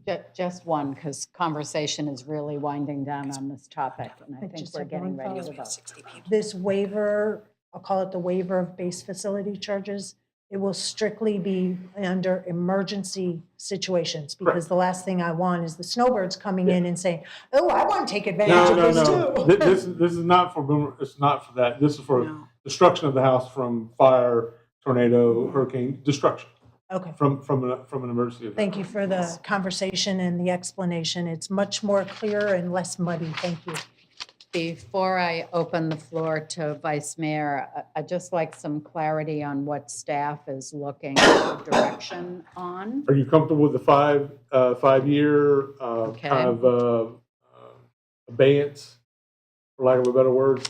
Okay. Are you comfortable with that? Are you comfortable with the idea that we'll need to change the code to not charge people for the 27? I assume that's why we got here, because Extension fee. the extension fee Right. and the capacity charge. Okay, so two things. Okay, good. Vice Mayor? Yes, so you need motions for that? And will we Yes. bring him back? Anyway, yes. Right, so you're looking for a motion to allow a new option to pay the accrued base facility charges for a period of up to 5 years? Is that what you were referring to? Delay in payment. It's gonna be paid by somebody. Right. Yeah. Well, accrued, so, okay, so you want the motion to be to allow a new option to pay for delayed payment? Well, for lack of a better word, yes. Okay. That's, the intent is that the base facility charge won't be paid necessarily by the current property owner. But whenever the house is built, rebuilt, or restored, whoever that person is, whether it's the original owner or a new owner, will have to make pay those. Okay, it's not the charges same that- though as You accrued certainly though? don't need that detail in the motion. Mayor, No. if I can help Vice Mayor real quick? Would you like some help? Yes, I'm just If thinking. you look at the last page of the Yeah, recommended changes to code, Yeah, that might help you with. right, and making it your just says motion. accrued, and that's what I was using, right? I don't see the word accrued. Accrued. And number 5, is that what you're looking at? No, I'm looking at recommended changes. It's on the last page of the presentation. Maybe staff can put the presentation back up and go to the last page. Yeah, that would be helpful if you could show the last page. Oh, I'm on the question and answer sheet. That's what I was Yeah, looking at. I was saying the presentation. Okay.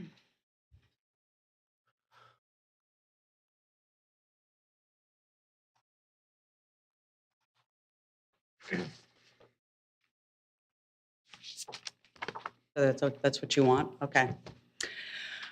All right, so I'll make a motion to allow the owner to pay the base facility charges for a maximum of 5 years from the date of service was abandoned to the date service was restored.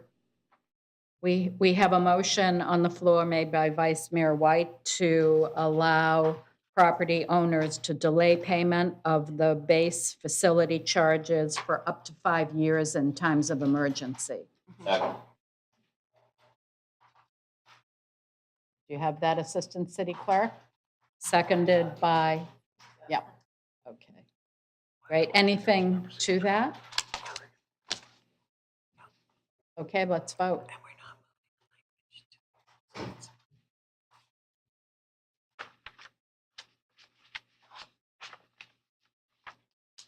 And that motion passes unanimously, 5-0. I think we have another request from staff on the floor to provide a code update. Anyone so Make a motion. Go ahead, Commissioner McDowell. I have to real quick look at what the actual code number is. Maybe staff can, if you could bring that back up real Is quick. it section 78-31 for those code changes? 7824. 24. You. Yeah, 7824U. And that's for the abandonment of service. Correct. Okay. Title. I'll make them, that's why I needed the code number because it wasn't in there. I'll make a motion, Mayor, Thank to have staff, can you put that back Sorry. up? To have staff revise the title of 7824U to be abandonment of service versus discontinuance of service. Second. We have a motion on the floor made by Commissioner McDowell and seconded by Commissioner Emmerich to change the title of section 78-24U to abandonment of service. Anything to that? Then let's vote. I think you need one more, don't you? Mhm. I think so. And that motion passes 5-0. I heard sounds of a third motion. Yes, about the adding line extension fee. Do we need a code number for that? Because I don't have that. Yeah, I have it. Okay. Do you want to Isn't take it? isn't that in line extension charges B2? Is that where that code changes? The recommendation is to include it in the discontinuance of service. If you want to exclude this situation from that, yes, it would be down in 7831B line extension. So it would be 2 to exclude the line extension fee from the abandonment of service situations. Right. I'm sorry, I am very confused as to what your, I thought you wanted that added. yeah, you're saying exclude, but then you're saying add it. Yeah, then you want go back. Is it two different codes? Is that why it's? Correct. So we asked for it to be added to this 7824U.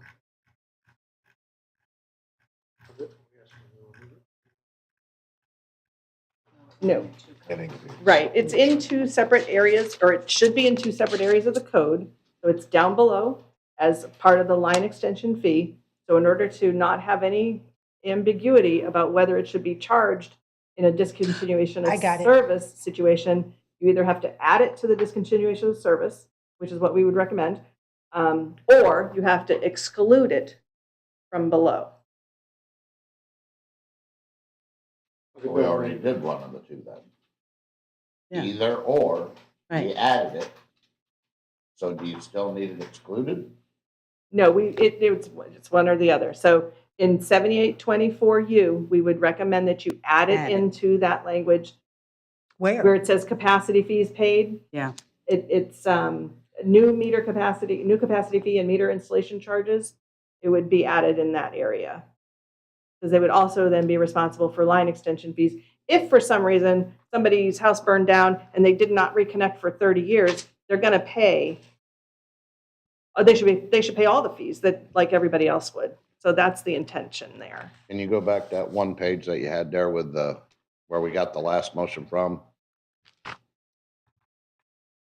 Wouldn't it just be that last line there? Yep. Okay, Yes, sir. so I make a motion there. Go ahead. Add the line extension fee specifically to the discontinuance of service for consistency in the code, where it would be, instead of discontinuance, it would be abandonment. Right. Yes, sir. Changing discontinuance to abandonment of service. Which we did already. So we have a motion on the floor made by Commissioner Emmerich Seconded. to add the line extension fee specifically to the discontinuance, abandonment of services to section 78.24U. Is that correct? You kind of took it away. Seconded by Commissioner Stokes. Anything to that, gentlemen? Nope. Let's Ladies. vote.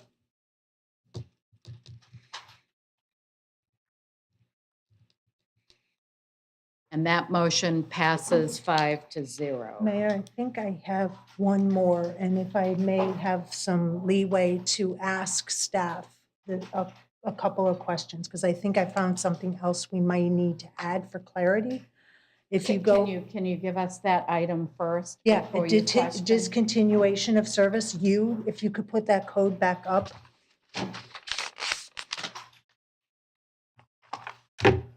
It says, once continuation to the service is made, whoop, you changed it. Sorry. That's okay. Made it bigger. Here it is. Base facility charges will begin to be billed on a monthly basis. If after connection, a customer on a property without improvements requests in writing discontinuation of service in order to stop the base facility charges, do we need to put something in here that gives everybody the leeway and understanding about the emergency situation that we just added? That there's an exception, we need to cover. We'll clean it up when we bring back the ordinances for your consideration. Okay. That's where it'll be addressed. Okay, I want to make sure that the exception for the emergency. And we is- understand the focus on the emergency. Thank you, Yep, we're on point with it. thank you. Okay. I guess I don't need a motion. No, I heard they will bring it back for first reading in spanking clean condition. It'll be beautiful. Like chrome. That would be Thank you. sparkling. Sparkling. May I ask, Thank what you. are we doing in the meantime for citizens that are trying to make decisions? We will communicate to them that this is in the works. I think we have, under the city manager authority, we have the ability to address it based off of what we've heard today. Right. My understanding, we have about 61 customers who have requested this, and they're in the mobile modular home community. And what I am getting from this is that we will tell them about the base charge. And Are the we changes able that are to? coming. Right. Therefore, they can take comfort in knowing that they will be, That it's coming. yes. Right. That relief is coming. Yep. Okay, I'm closing commissioner discussion and questions since we have successfully made 3 motions. Thank you. Moving on to public comment. Assistant City Clerk, do we have anything Thanks, online? guys. We do not. I don't see anyone in-house. So since we have concluded the business of today's special meeting, it is 5:09 PM, and I am adjourning this session. Woo-hoo. Well done.